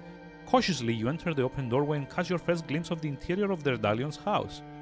It is furnished with sturdy chairs and tables, all stacked high with blueprints of inventions, prototype clockwork devices, and tools of all kinds. Your eyes adapt quickly to the dark interior and your ears detect the scary of female feet shod in soft leather. From out of the shadows, the girl comes running towards you. Who are you? She demands to know. I am Lone Wolf, and I am your liege lord. You reply, taken aback by her impertinent tone. And who are you? I'm Leandra. Jen Redalion is my father. Leandra's voice is tense and irritable. It is as if she resents having to answer your simple question. This is not how the villagers would normally address their liege lord, and you assume she must be in a state of shock. Thank you, my lord, she says, her voice dripping with sarcasm. So gracious of you to visit my humble little village. Such a pity you arrived too late. Far too late. Her harsh words shock you into stunned silence. You are a little unnerved by her disrespect and her belligerence. Punch her? Diplomatic. Yes, let's be diplomatic. The girl is clearly upset by the calamity that has befallen her village. Hey, Archie, hi. Her attitude is clearly the real problem. Good luck. I mean, I don't know. Maybe I'm giving this like another hour, maybe, and then this is it. This is like way too much reading for me to be doing. The girl is clearly upset by the calamity that has befallen her village, her friends, and her family. You soften your expression and try to console her sympathetically. I came as soon as I received word that you were in trouble. I have sent an urgent message to the king, and he will send troops here to deal with the Jacks. Of that you can be sure. The girl nods her head, acknowledging your words of comfort. But she does not say anything in reply. You sense that she's not entirely convinced that what you say will come to pass. She goes to the front door and closes it before she says anything more. The girl goes and stands next to a latticed window at the front of the house. Anxiously, she peers into the street beyond.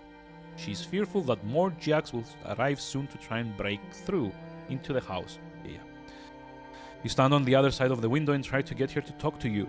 Together, you keep watch for marauding gangs of Jacks. After a few minutes of uneasy silence, finally she relents and tells you what has happened in Rockstarn. She also tells you that something about herself and her famous father. A large raiding party of Jacks, supported by Drakarim, attacked the village the day before yesterday. They gained entry into the village by way of the large steam-powered elevator platform. This elevator is used to hoist wagons of Bronin ore and convey miners to the floor of the sunken forest. Rockstarn was attacked during the day. From this fact, you deduce that the raiders were not focused upon killing the townsfolk, since they launched the attack at a time when the village was least occupied. Many of the villagers were down in the sunken forest when... These pauses, damn it. The attacks began, either working in the mines or gathering timber. These lucky ones have all since taken refuge in the mines, which may well be the safest place to be at present, and certainly the easiest to defend. Unfortunately, the timing of the attack caught the most vulnerable villagers unawares and undefended. You recall the macabre sight that treated your arrival, and a shiver runs down your spine. The armies of the Dark Lords are cruel beyond reason. They delight in murder and mayhem and know no other way. Leandra is unsure about precisely what the raiders came for, but she stayed behind to sabotage the elevator. She acted with the help of Tarlor, the village sheriff. By doing so, she would prevent the Jacks from pursuing and killing her kinfolk before they could reach the sanctuary of the mines. She has since played cat and mouse with the Jacks, constantly moving and hiding to avoid being captured or killed. She tells you that she removed 3 essential parts of the elevator mechanism: the compression valve, the drive chain, and the control handle. She has one of these parts in her pocket. It is the compression valve. The 2 other parts are in separate locations in the village. Leandra tells you that Tarlor the sheriff has a control handle and that she hid the drive chain in the foundry near the ore smelting works, a large building located close to the cliff edge.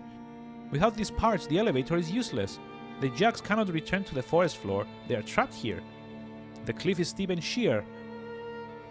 It shouldn't be like sheer with like 2 E's? Sheer like S-H-E-A-R is like when you cut something, right? And it's too treacherous to descend by rope. Leandra is anxious to rejoin her father and the others who are now hiding in the mines. Rockstarn is far too dangerous a place for her to stay here any longer. But she's sorely aware that the only way down to the forest floor is by using the elevator. To do this, she must have all 3 of the missing parts so that she can refit them and get the elevator working again. But wouldn't this also get the Jacks down as well? Make your choice. You ask Leandra if she will satisfy her assistant. You are impressed by Leandra's skills. You feel the urge to move on. Let's ask this. You know of Jen Ridalion's work, but you are still puzzled about the girl's role in what you have seen so far. You ask her if she helps her father make his inventions, and she seems mildly offended by your suggestion. Yes, I help my father, but I'm an inventor in my own right, I'll have you know. She flicks back her cloak to reveal her holstered crossbow. Hey, Goshi, hi, how's it going? How are we doing today? I'm a crackshot with this, and you won't find anything like this anywhere elsewhere in Summerland, not even among my father's many inventions. Leandra stares directly into your eyes and says, I am determined to join my father and my people in the mine. You have come here to pursue the raiders and avenge the destruction they have wrought, is that not so? If you help me, then I will help you. You're going to need a working elevator to reach the forest floor. Without it, you will not be able to discover the reason for this attack. Leandra says, when the GX discovered that I'd sabotaged the elevator, they were furious. In their blind rage, they vandalized the pump room and the boiler house. I must go there and make good any damage the boiler. Make good? It's no good replacing the missing parts if there's nothing to power the elevator. And while you're taking care of that, I shall search for the missing... And while you're taking that, I shall search for the missing parts, you reply. At work and nobody's there today? I mean... Leandra nods her approval.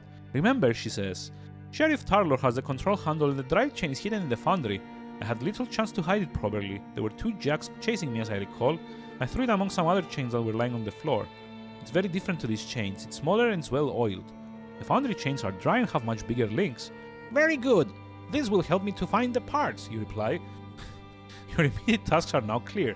You must find Sheriff Tarlor and retrieve the control handle, and you must go to the foundry and find the drive chain. Level up. Awesome. Whoa.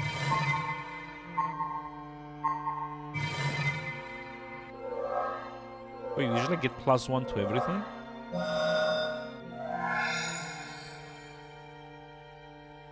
I guess?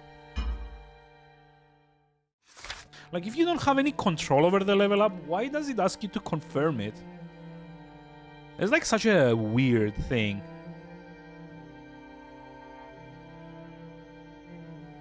Okay. Blood on the snow.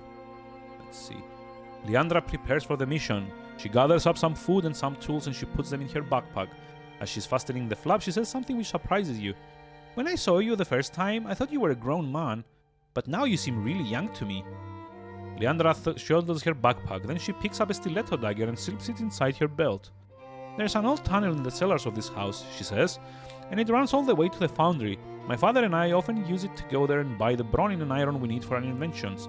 You can use it as well to reach the foundry without having to take your chances out in the open.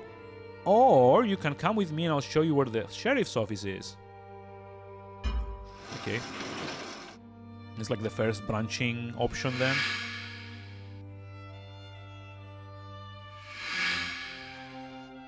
Let's see. Foundry.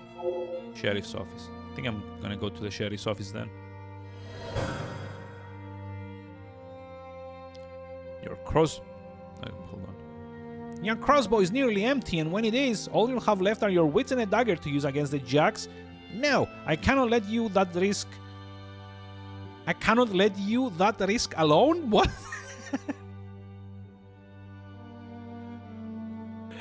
Oh, something went wrong with the script here. Translation maybe? I mean, I assume it says, no, I cannot let you risk that alone? Maybe? Leandra starts to protest, but you cut her off in the middle of her first sentence. We shall live together, and that's the end of it. As soon as you can show me where the sheriff's office is, we shall split up. I will look for Tarlor. You will go to the boiler house. Is that clear? Perfectly clear, she says, with more than a trace of resentment. You draw your weapon and move to the door. Leandra stays by the window and scars the streets for signs of jacks. It looks deserted, she says. Very well, follow me and stay close, you reply. You pull open the front door and pause to make sure that Leandra is with you. She's standing in the doorway, her face frozen and expressionless. Then you hear noises that make your heart skip a beat. Jacks are emerging from the shadows of the neighboring houses and they are fast closing in on all sides. Where's the sheriff's office? You shout, demanding Leandra tell you before a fight ensues. She points along the main street towards the end of the village at the cliff's edge. On the left, 100 yards or so. This is all she can say before the first of the Giaks come running at you with their weapons held ready to strike blows at your head and chest. Run! You shout, and Leandra is suddenly galvanized into action. She sprints away across the streets as the Giaks surround you and press home their surprise attack. Who would have thought?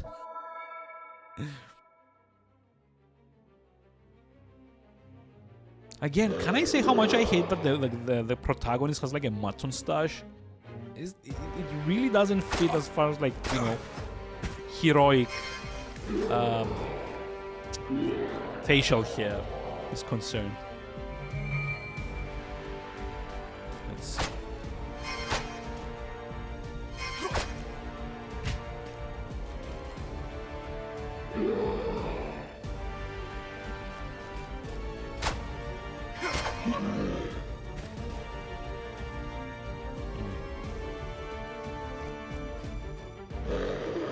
Yay, there's more of these. Joy of joys.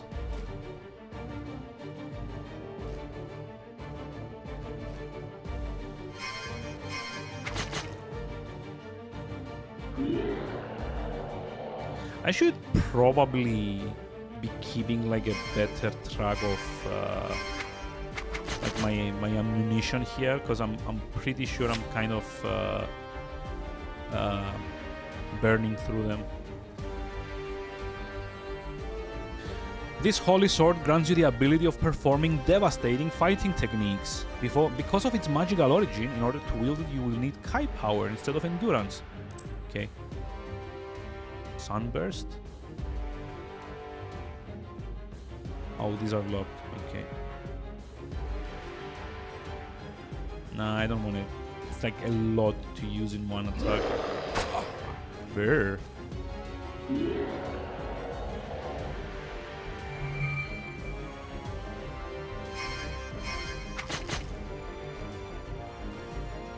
Oh, come on! How is this guy not dead yet? Teach like a regular attack, waste all my endurance. What the f... Oh, come on.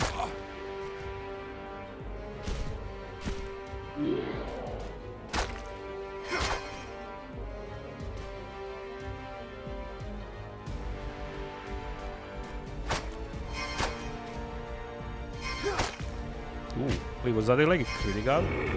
Yep. I guess when the icon is red, that means it's a critical. Like, okay, fair enough.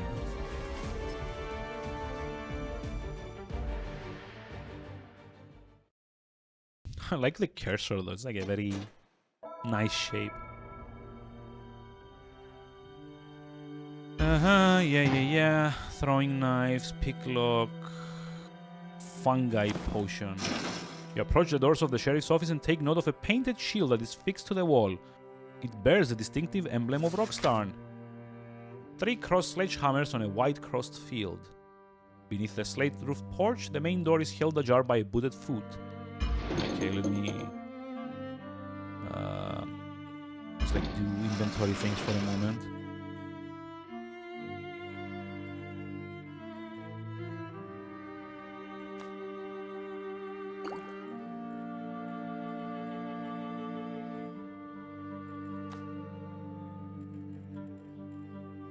Wait. Are you seriously oh, there we go. But are you seriously telling me like they don't actually stack automatically? This is annoying. Actually want to eat this now.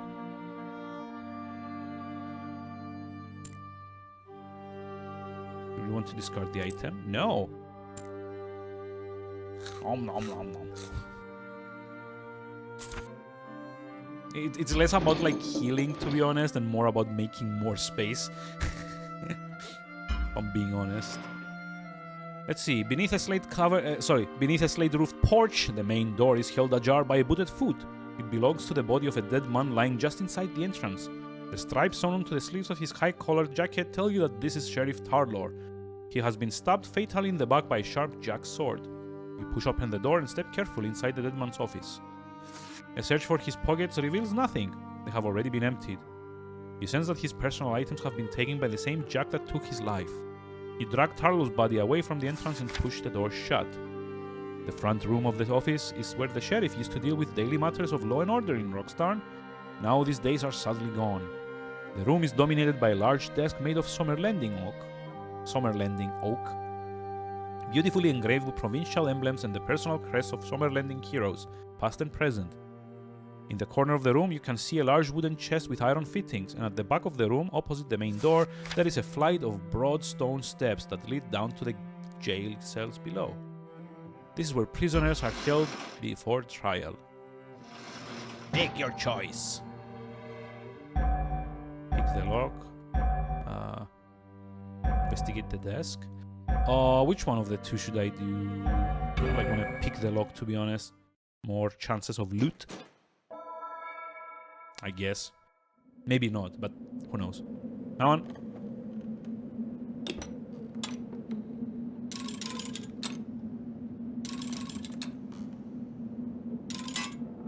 Ah.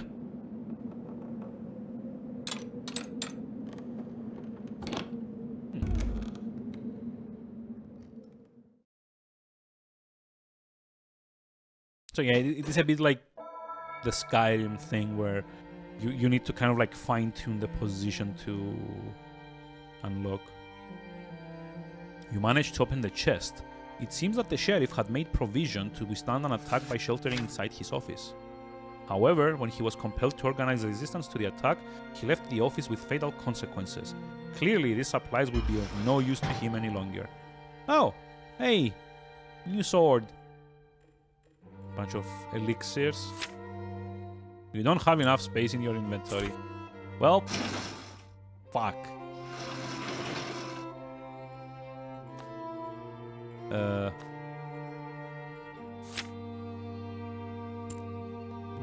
Screw the bread. Get rid of that.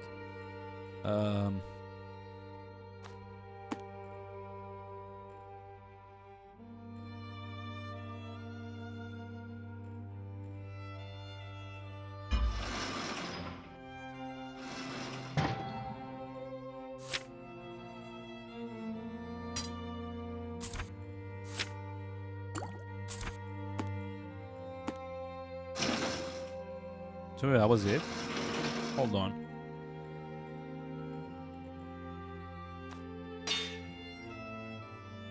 +2 strength, +1 dexterity. Can you just like do it like this? Like dual wield or something?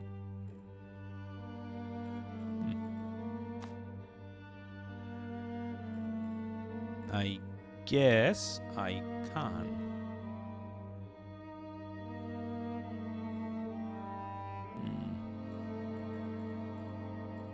Fuck it. Let's see. You descend the steps and arrive at a guard room, rough hewn from the granite bedrock.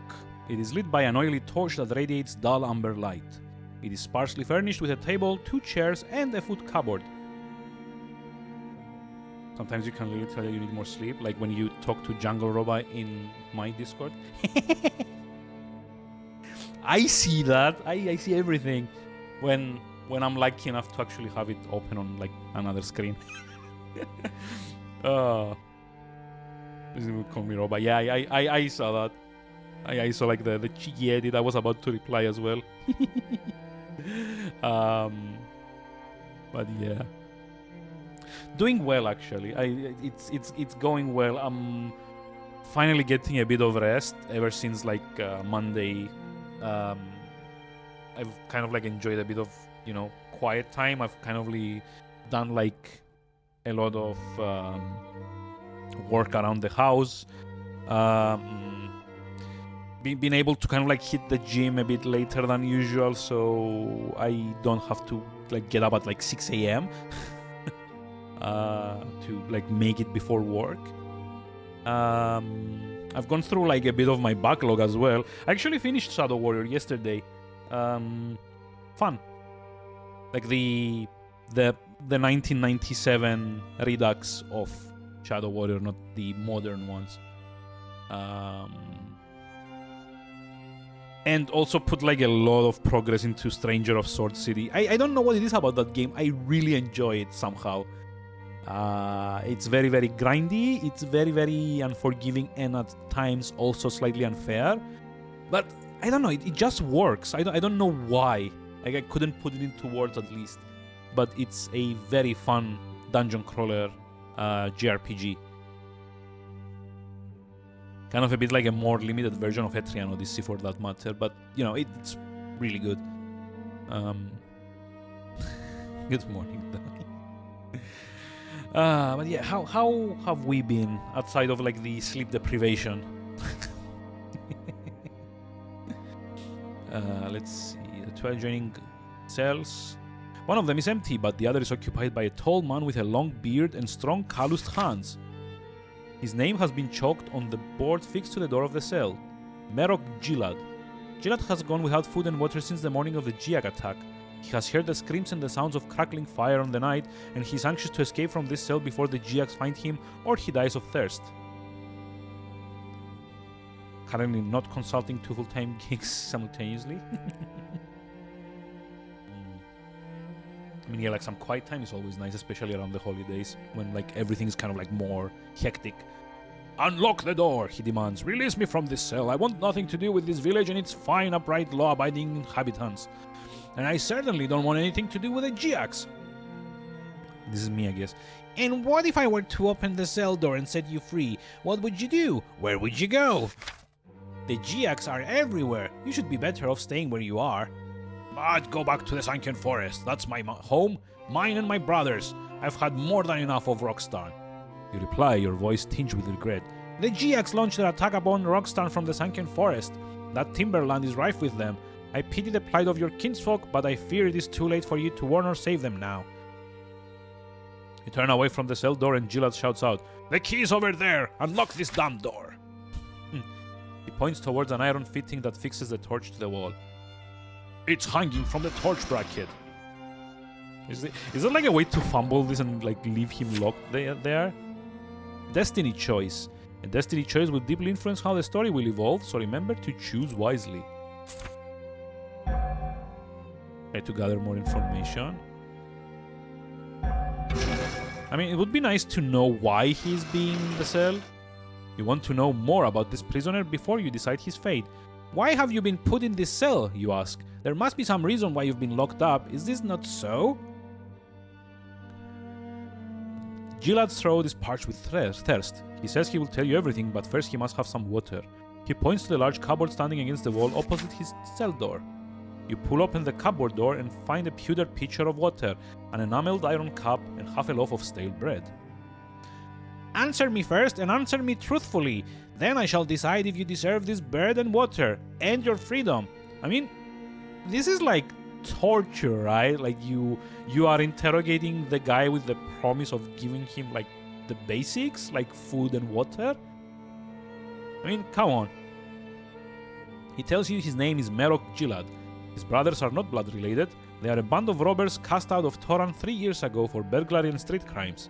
They found refuge in the Sunken Forest and have survived there since, living off the plentiful flora and fauna. Not long ago, he and his fellow thieves, his brotherhood as he calls them, used the elevator to enter Rockstarn. Yes?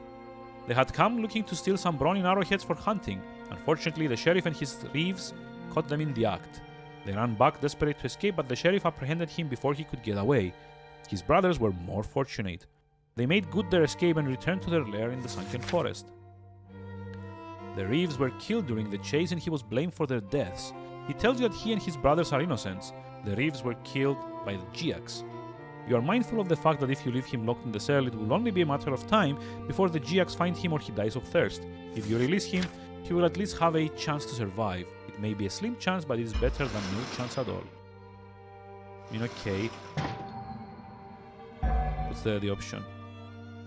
You open the cell. I don't know, like, I mean, I feel this is like the humane thing to do, right? You walk over to the torch and unhook the key from its black iron bracket. Gilad looks relieved that you have decided to set him free. You twist the key in the lock and the heavy door creaks open. Gilad rushes forward and shakes your hand in gratitude, but with such forceful enthusiasm that you have to push him away for fear he may break your wrist. He reaches into the pocket of his jacket and for a moment you suspect he may have a concealed weapon. But quickly you sense that he harbors no ill intent. He simply wants to give you a token of gratitude. It is a plain wooden ring, carved from Summer Landing oak. It's the mark of my brotherhood. It's not much, but it's all I have. You accept the ring from his calloused palm and step aside to let him leave this dingy cell. Gilad rushes through the open door and scrambles up to the stone stairs.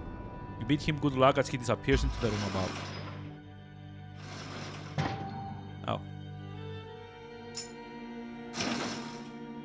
You return to the street. It's like a +2 dexterity. You return to the street saddened by the death of Sheriff Tarlor and disappointed that you have not found the control handle. You fear that the Giacs now possess this mining part. As you move along the street, you are lost in your thoughts on how difficult it will be to find the control handle. Like, what's the point of, you know, being in like a like a danger zone and just like lost in thought? Is this guy not supposed to be like an Uber warrior or something? Hey, hello. The Cloak Brothers are a bunk. Just like the Skaven. Bother. I mean, I really need to get back into Vermintide, to be honest. At some point. Once upon a time. Hey! Also, Tuma. I'm in danger, yeah. I know, right? Like, it's like the dumbest thing. Like, this is supposed to be like the last of the Kai warriors or whatever. He's meant to be like this total badass, and yet lost in thought, like while there's like literally monsters around to like that want to kill you. See, it could be anywhere in this village. Distracted, you fail to see a gang of GX approaching from a nearby alleyway. Right? God, I hate it when the plot makes people be more dumb than they're supposed to be. It's only monsters. I mean, yeah. Get him! They cry, and they come rushing towards you with their weapons drawn. It's like a plot twist. They come at you with like pieces of paper where there's like weapons drawn on them. Sometimes you don't see them coming. I mean, yeah, but like again, like this guy's supposed to be like an uber warrior of some kind or another. This is such a dumb way of getting you into combat. Oh, am I bleeding? I'm bleeding. Lovely. Wolf's Paw Blow. Sudden Strike disarms the enemy temporarily. Scything Strike to the legs of the enemy will incapacitate temporarily. Defensive stance that make it easier to dodge melee attacks.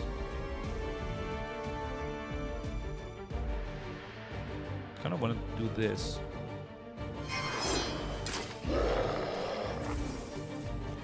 And yeah, okay, it disarmed him. So maybe I want to like incapacitate this one. If I can do it.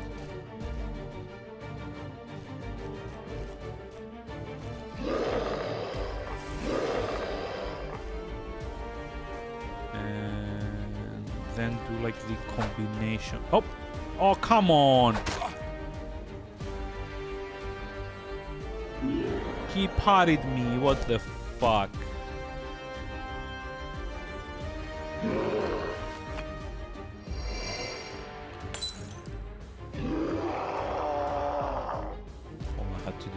I mean, yeah, I know. Again, I'm not the one deciding this, sadly.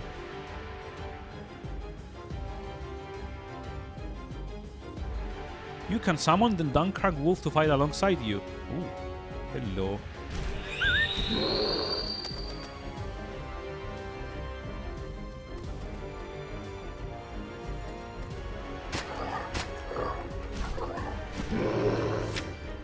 It does not a lot of damage. In order to perform precision directional action event correctly, wait for the arrows to overlap, then click and drag as suggested on screen.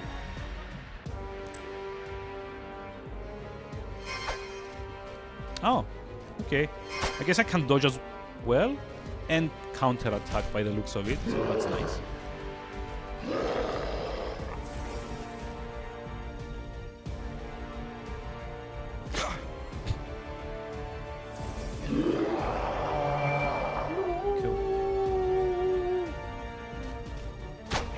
Another mobile game. Yeah, it did start as a mobile game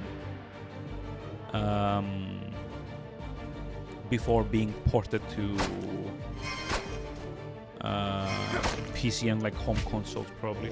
Yeah, I did mention this like earlier actually, but you know, I mean, it's kind of nice that it is like immediately like visually like apparent that this game was like a mobile thing.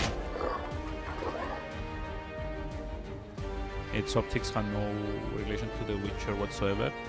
I mean, yeah, it's not the it's not that kind of like lone wolf. Like I don't know if it would like surprise you to know, but like these are based on like a series of game books called Lone Wolf. Like I don't actually know which one came first.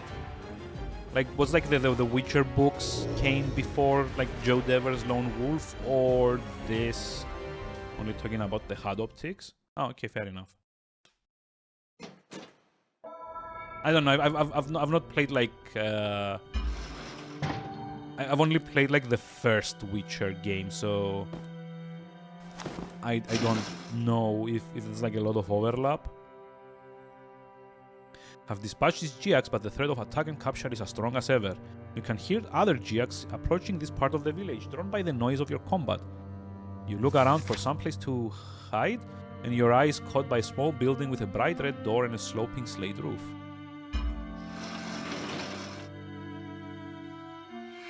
Yeah, no, I mean, like, this guy's name is literally the Lone Wolf. That's not like his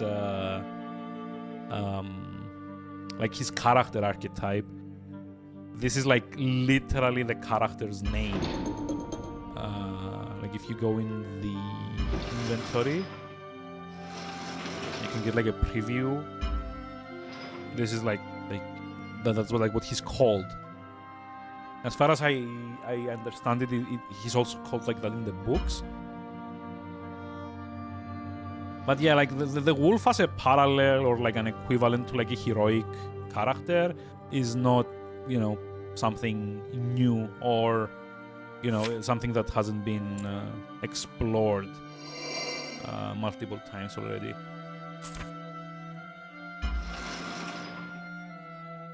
The wolves aren't alone. I mean, yeah, I guess it's like a case of surgery. Okay. I guess it's like a case of, you know, like folklore over actual facts, I guess. But yeah, for what it's worth, this was initially like a mobile game. Much like, what's it called, Sorcery, if you've seen those games, were also like initially Android and iOS releases and eventually made their way to the PC. Which I guess is kind of interesting because they're both based on like very similar game systems, like choose your own adventure type things. Again, I've also mentioned like Warlock of Firetop Mountain, like Fighting Fantasy,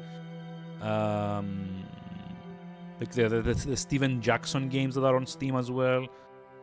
I think it's mostly because this kind of gameplay that's like very text heavy would work a lot better on a phone, where you can kind of like have it as a sort of like e-reader app, and you would kind of like be reading the text. Plus, like the shape kind of like matches most like phones, like portrait orientation. Yeah, I guess the combat could have been slightly reworked to make more sense for PCs when they brought it here, but it still works. Back? Welcome back. I mean, I'm not really seeing myself streaming this for a lot longer. It's already getting my voice to be a bit scratchy, so maybe like another half an hour. Let's just like, get to the end of the chapter and call it.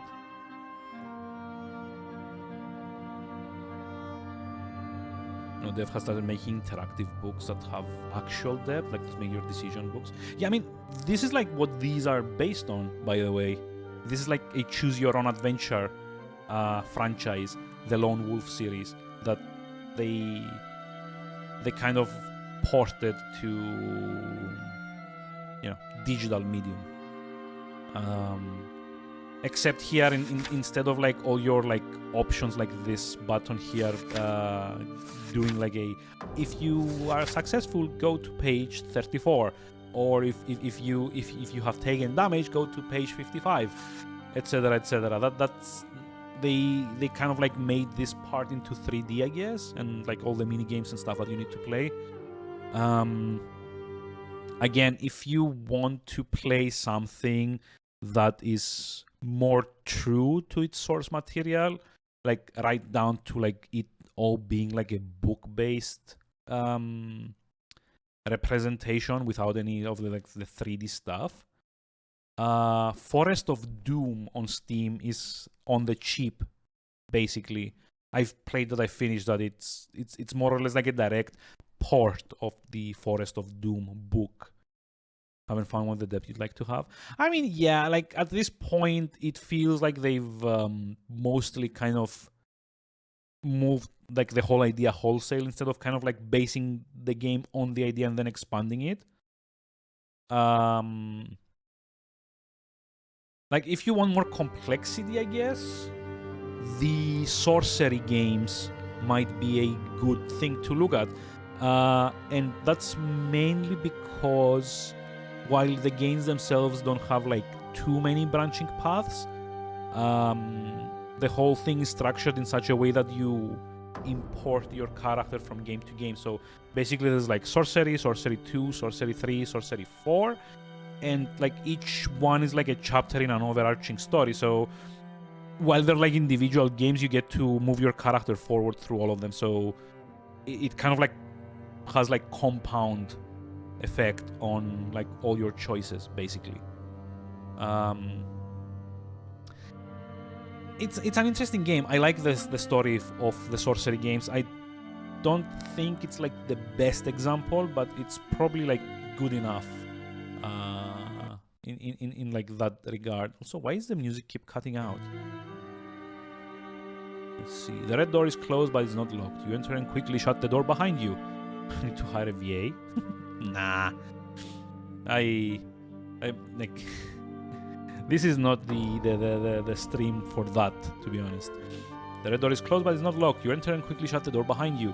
It is a simple village doctor's office, and it appears not to have been searched and despoiled like so many other buildings in this part of Rockstar. At the rear of the office, partitioned by a drawing white curtain, you find the surgery where a man is lying on the stretcher. His legs are wrapped with blood-soaked bandages, and he is barely conscious. Sweat glistens on his pale face. He sees you and falteringly, he tries to talk. You tell the man to rest. He has lost a lot of blood and his strength is waning, but he's determined to speak. He knows there may well be the last word he ever utters. My name is Grove. I am a Rockstar miner. My legs were crushed by a runaway mine wagon. They brought me here. They bandaged me and that's when the Jacks attacked. Dr. Paxnar, what a name, left to get help. I cannot walk and he could not carry me. So here I am. You ask the man if he knows where the doctor went. A Rockstar miner? No. Rockstarn. It's like the village name is called Rockstarn. There we go, like this one here. Not particularly happy in like the name, to be honest. Rockerstone, yes, exactly. Missing something with the freedom of an open world? I mean, yeah, but especially with like a text-heavy game format, making it like as freeform as being considered open world might be a bit hard. Like, you would probably need a studio that's like AAA in size and funding and capabilities, but AAA games would never try and like do a choose your own adventure type of game because it's like such a niche like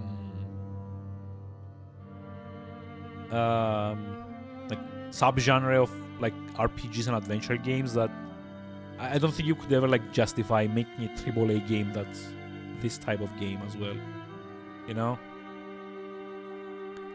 It's kind of like one of those like catch-22 things.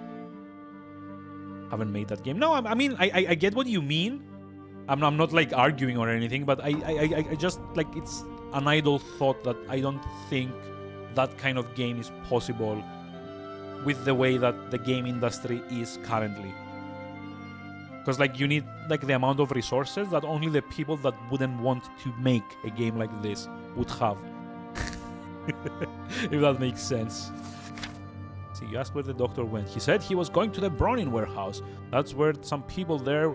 Oh, there were some people there who would help me. He promised he would come back for me, but I have not seen him since. I fear the Jacks must have got him.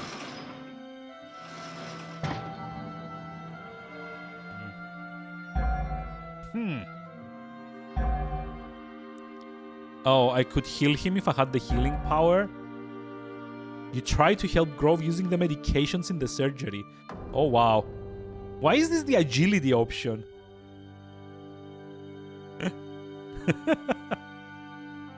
The developers don't get the monies anyway. I mean, yeah, fair enough. But like, the industry as a whole is structured in such a way that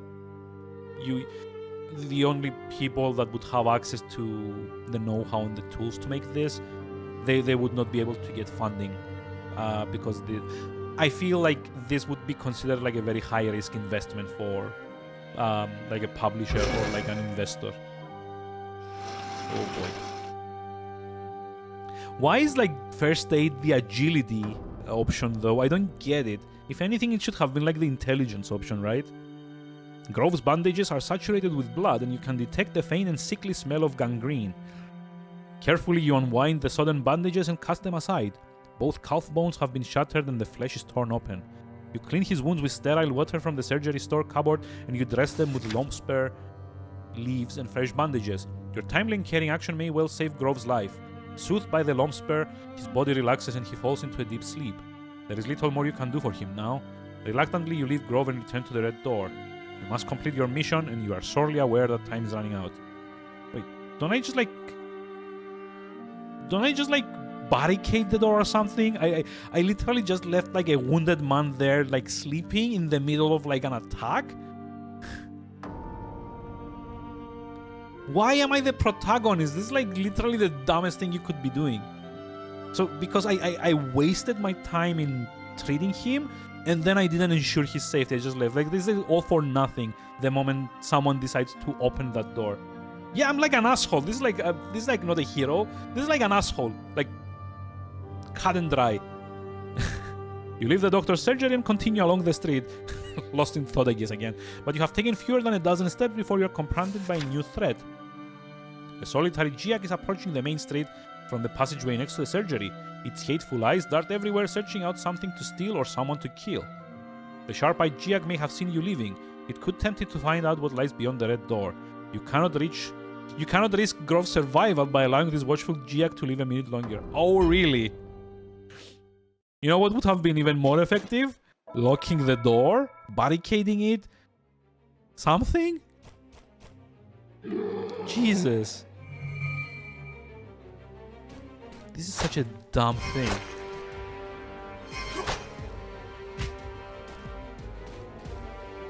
With the amount of combat that is like been in the village, harder any humans alive. I mean, I don't know. Like, I assume like they hit. Oh, come on! He's at 2 life.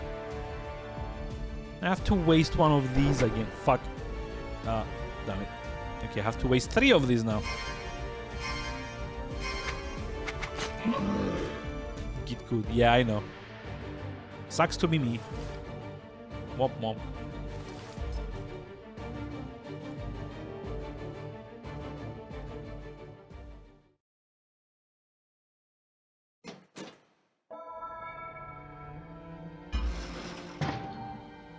At least I got my throwing knives back.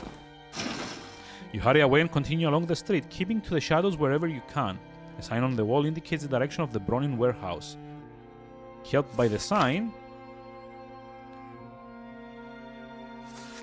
you look along the street and see the warehouse in the middle distance. It is one of the largest 2-story buildings in Rockstarn, and it's easy to find now that you know precisely where it is. Yeah, I mean, that's kind of like the concept of knowing when things are. Like, it's easy to find them. Wasting those knives sounds like a you problem. I mean, yeah, it is. I should probably meditate, though. And hope I don't get ambushed. Oh, it's actually like a lot slower. Tense. You feel fully rested. Yay. Just before you were lost in thought and suddenly you continue to hide.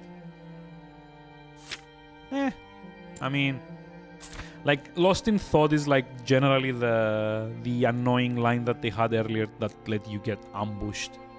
20 crows are sitting in a line upon the apex of its grey roof slate roof, sorry. I don't know why I read it like that. Their black eyes watch you intently as you draw closer. The great double doors at the front of the warehouse are shut and all the building's windows have been smashed. There are heaps of splintered timbers, broken crates, overturned handcarts used for transporting Bronin. Yep, words are hard. Wait. Bronin ingots, okay. And myriad other debris scattered around its entrance. The evidence of Giac devastation is plain for all to see. You stop for a few moments using the cover of a shadowy doorway to view the warehouse and to decide the best way to try and enter this building. Choice time. Yay. It was like so many choices. Don't master this discipline. Thanks to your animal kinship skills, you are able to ask the crows on the rooftop for help. You know what? Fuck it. Like, whatever else might make sense, I want to see the writing where you ask the crows for help. You stop to return to the morbid stares of the crows. These canny and patient birds learned centuries ago to identify and follow raiding parties such as the Giacs that have attacked Rockstarn. They would wait for the grisly work to end, and then take their chance to feast upon the fallen at their leisure. However, their appetite is rarely sated, and gratitude is a sentiment that is simply not in their nature. As repugnant as they may be, you know that they could be useful allies. You can direct them to attack the Giacs that provided such a gruesome banquet. You identify the leader of this murder of crows. Drawing upon your Kai power of animal kinship, you plant a suggestion in its feral mind. The crow blinks twice.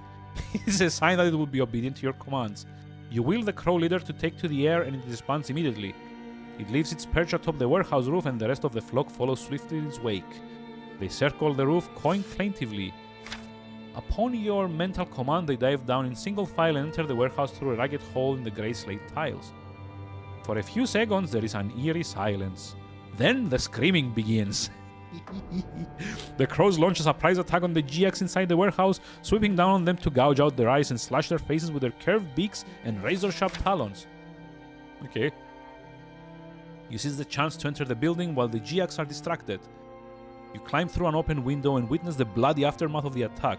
When the wounded Giacs see you standing in their midst, they raise their weapons and close in on you from all sides. Oh wow. New enemy?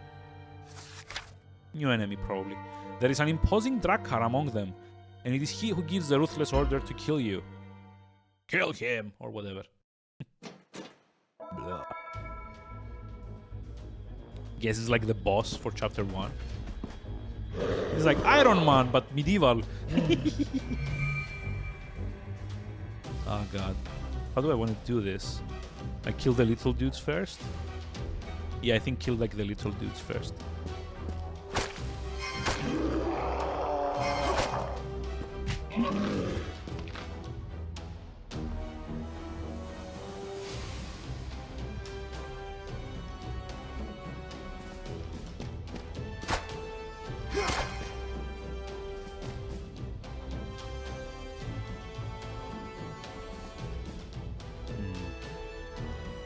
Let's see. Like again, this UI would have made all the more sense if it was something that you like do on a touch screen.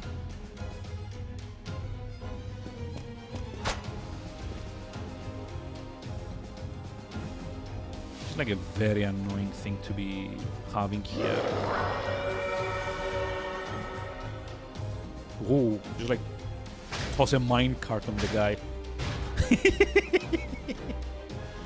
How are you not dead? That's like big chunk of metal just like crashing into you.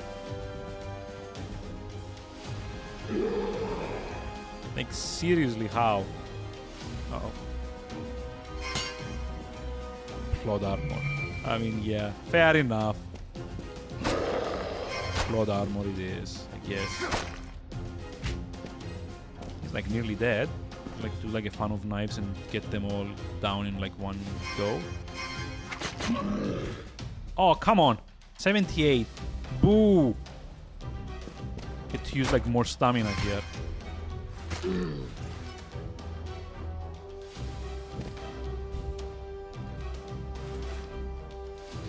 This guy's expression, like the protagonist's expression is constantly the same. Like to me, he just looks like he's like straining not to fart. Like something like that.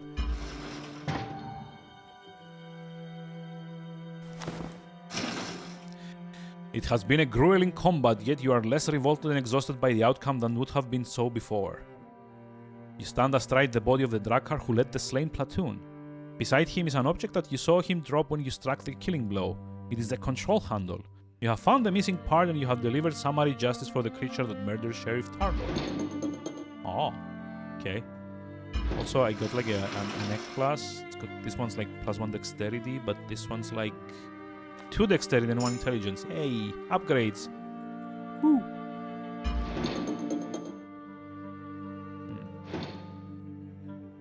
Okay, let's move on. You place the control handle in your backpack and then you search the spacious building. wary of Giacs that may have taken refuge from the fight and could still be hiding in the shadows. You find no enemies left alive, but you do discover a bolted trapdoor set into the warehouse floor. It has an iron grill. You peer through the grill and see two villagers huddled together in the workshop below. Quickly, you pull open the drawer bolt and lift the trapdoor. "Come out," you tell them. "The Giacs will not harm you now." The first to climb out is a young man with a leather work apron, followed by a teenage girl. They are villagers and they count themselves lucky to be alive. They are grateful to you for releasing them, but there is disappointment in their eyes. They fear that you, alone, will not rid them of the scores of Giacs that now occupy the beloved village. You tell them that you are the liege lord, Lone Wolf. You tell them why you are here and give them a brief account of what you have seen and done since you arrived in Rockstarn. They listen intently to your voice, transfixed by the shocking truth of what you tell them. Okay, what do I tell them anyway? Stay a while in order to reassure the villagers. The news you brought is dire and hard to bear. You feel the refugees' anguish. They are hoping that there is something that you will do to ease their suffering. The young man in the leather apron steps forward and says, "My name is Darter. I'm an apprentice jeweler. My younger brother was chased out of the village when the Giacs attacked. He is only 7 years old. Oh damn. He's like the guy that this is like the kid that we found dead in the snow. He has thick brown hair just like mine. Have you seen him?" "What is his name?" you ask him sympathetically. "Serik," says Darter. "His name's Serik." I'm sorry, Darter, you say, and that is all you need to say. The young man can sense that his brother is dead. His eyes close and his face becomes deathly pale from the shock and heartache of his sudden grievous loss. You try to console Darter, but he does not hear your soothing words. You take out the pendant that you retrieve from around Serik's neck and press it into his elder brother's trembling hands. Darter raises his tear-stained face and thanks you with a blink of his reddening eyes. Then he stares at the inscription of his young brother's name. "Thank you for bringing this back to me," he says quietly and humbly. "It is a pendant I made for Serik's 5th birthday. He always wore it. He said it was a constant reminder of his clever big brother. This means all of Magnamund to me. Thank you, sire. And now I must give you something in return. Please, I insist." With sympathy and deference for his tragic loss, you agree to Darter's request. Okay. Amulet of Clemency, +2 intelligence. Damn. I don't know. I feel like the one that I have is better. I don't know. The teenage girl is staring at you. She bites her lower lip and looks like she's desperate to say something, but she cannot find courage enough to utter a single word.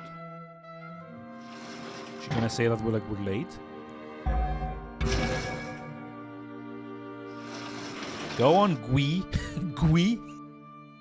Is your name Gui? What the fuck kind of name is this?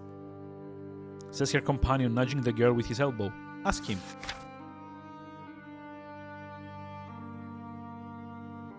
The girl musters the courage to ask you a question.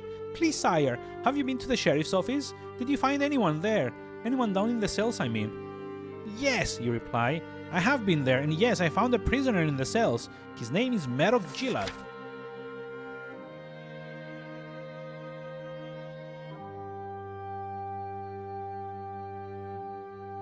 "Did you kill him?"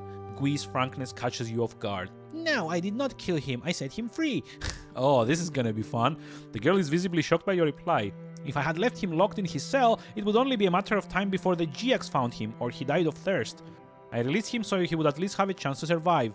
It may be a slim chance, but it's better than no chance at all." Gui's face contorts with rage, and you are shocked by the speed of your sudden transformation. "You set Gilad free?" she says, spitting out the man's name with contempt. "You should have killed him. It's only right that he should pay with his life for the death of my elder brother Harund. My brother was reeve to Sheriff Tarlor. Gilad and his thieves murdered him in the sunken forest along with another reeve called Fergo. He must be made to pay for his crime, a life for a life." "I am sorry for your loss, I truly am," you reply, trying desperately to soothe her raw emotions. Sadly, her grief is inconsolable. You feel the weight of duty and responsibility falling heavily upon your shoulders. For these young and vulnerable villagers, you are their only hope of salvation. "I give you my word as a Kai Lord and as the Friar of your province. I will get rid of your village of these accursed Giacs." Darter raises his head and says, "Sire, is there anything we can do to aid you?"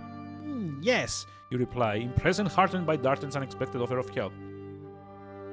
There is an injured miner at the doctor's surgery. His name is Grove. Go there and collect him, but be careful how you carry him on his stretcher, for his legs have been badly damaged. Bring him back here and await my return. I shall not abandon you.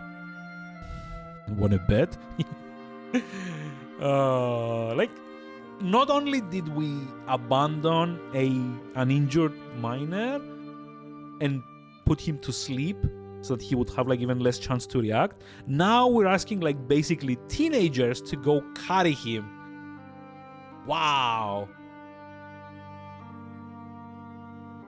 Darter nods assertively in response. You can count on us, my lord. And if you need to restock your supplies while you're here in the village, please come back to us. We can put this warehouse to good use once again and aid you in your fight. Although you could requisition what you need from your subjects by order, you are mindful that they have suffered greatly. Therefore, you accept Darter's proposal and you insist that you will pay for any supplies you may purchase. Okay.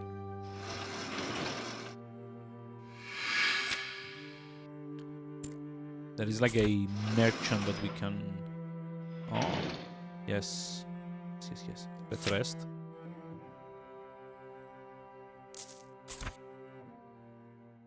Cool.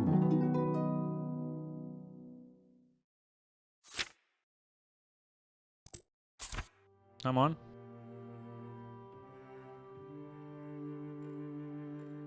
Kai pouch. Throwing knives.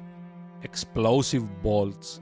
Like, if they have access to all these things in the warehouse, why didn't they use them during the attack? Like, what? So we can upgrade things? Oh, okay. Like, first things first, by the way, I should probably sell the shield. And the sword, wherever it is. I guess the amulet. The amulet that this guy gave me as a reward. I'm just like selling it back to him. Just like turn around and here, have it back. I don't care. Stash. Oh, wait, there's like a stash. Cool.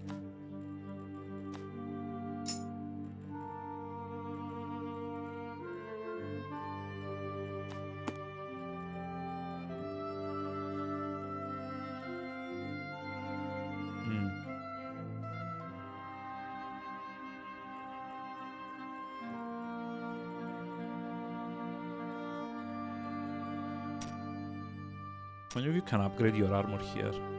Kai leather armor. Current level armor 6, plus 250 Kai, more endurance. We don't have the materials for that. So, yeah. Fine. Backpack? Get like more slots. Oh, we need superior leather. Boo.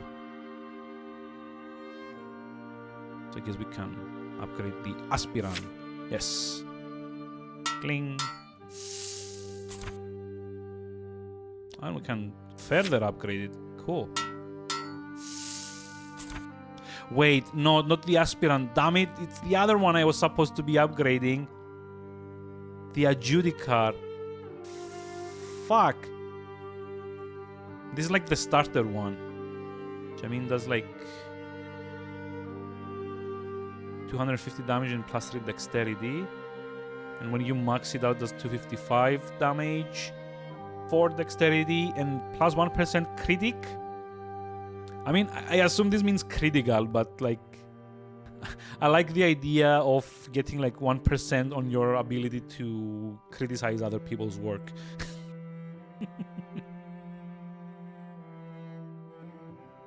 God damn it. Those are like wasted resources.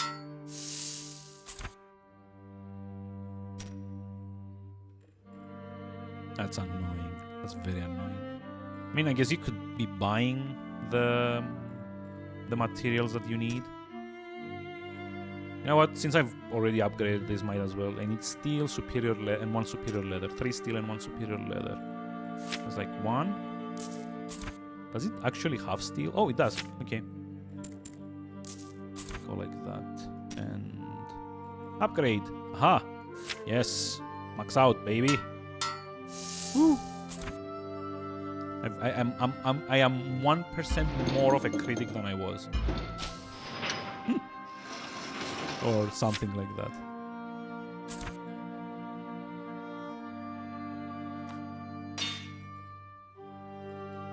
And I guess since we're like equipping both, like it's not that bad. Like it's still like it still counts as an upgrade somehow. But yeah, it's been like 3 hours since I've started this. Well, technically 2 hours since I've started this. So this is probably, wait, there's no save? Okay, there's no save. This is a good time as any to kind of like call it for today. Or at least for now. I should probably go get some lunch ready, and then probably also have a look at all the VODs I still haven't kind of like updated on like the spreadsheet and stuff. But yeah, this has been 2022's Around the World Challenge. This is the final stream for that. We're actually done with like a week in advance. Went a lot better as far as completions go than last year's attempt at like the retro games. But yeah, from now on, no challenge yet for 2023, given certain IRL stuff that's happening or about to happen. So for now, it's just gonna be, you know, a few random things that I kind of like want to stream, such as Elden Ring. Maybe tonight or maybe tomorrow. We'll see how it goes. Probably like a JRPG or two thrown in there, since like the last one I streamed was what? SMT5 at like the very start of the year. Yeah. But yeah, hope you enjoyed it as much as I did. Generally had like a lot of fun with like the whole concept of the challenge, to be honest. But it's now done, so time to move on. Onwards to different things, I guess. So let me see. Let's go say hi to Techno. Like, what is he currently playing? I'm not sure. Oh, MTG, nice. I've actually been wondering about like the MTG games. So yeah, let's go say hi to Techno, another mellow fellow. I'll be live either later today or tomorrow. Kind of like depends on how things go, with probably Elden Ring, which is kind of like exciting. I've never played that. You can catch me on Discord for like more accurate announcements on these things. Until then, have a lovely rest of the day, and this has been 2022's This Day in Gaming Around the World Challenge. Signing off. Yay. So yeah, have a lovely rest of it, and bye-bye.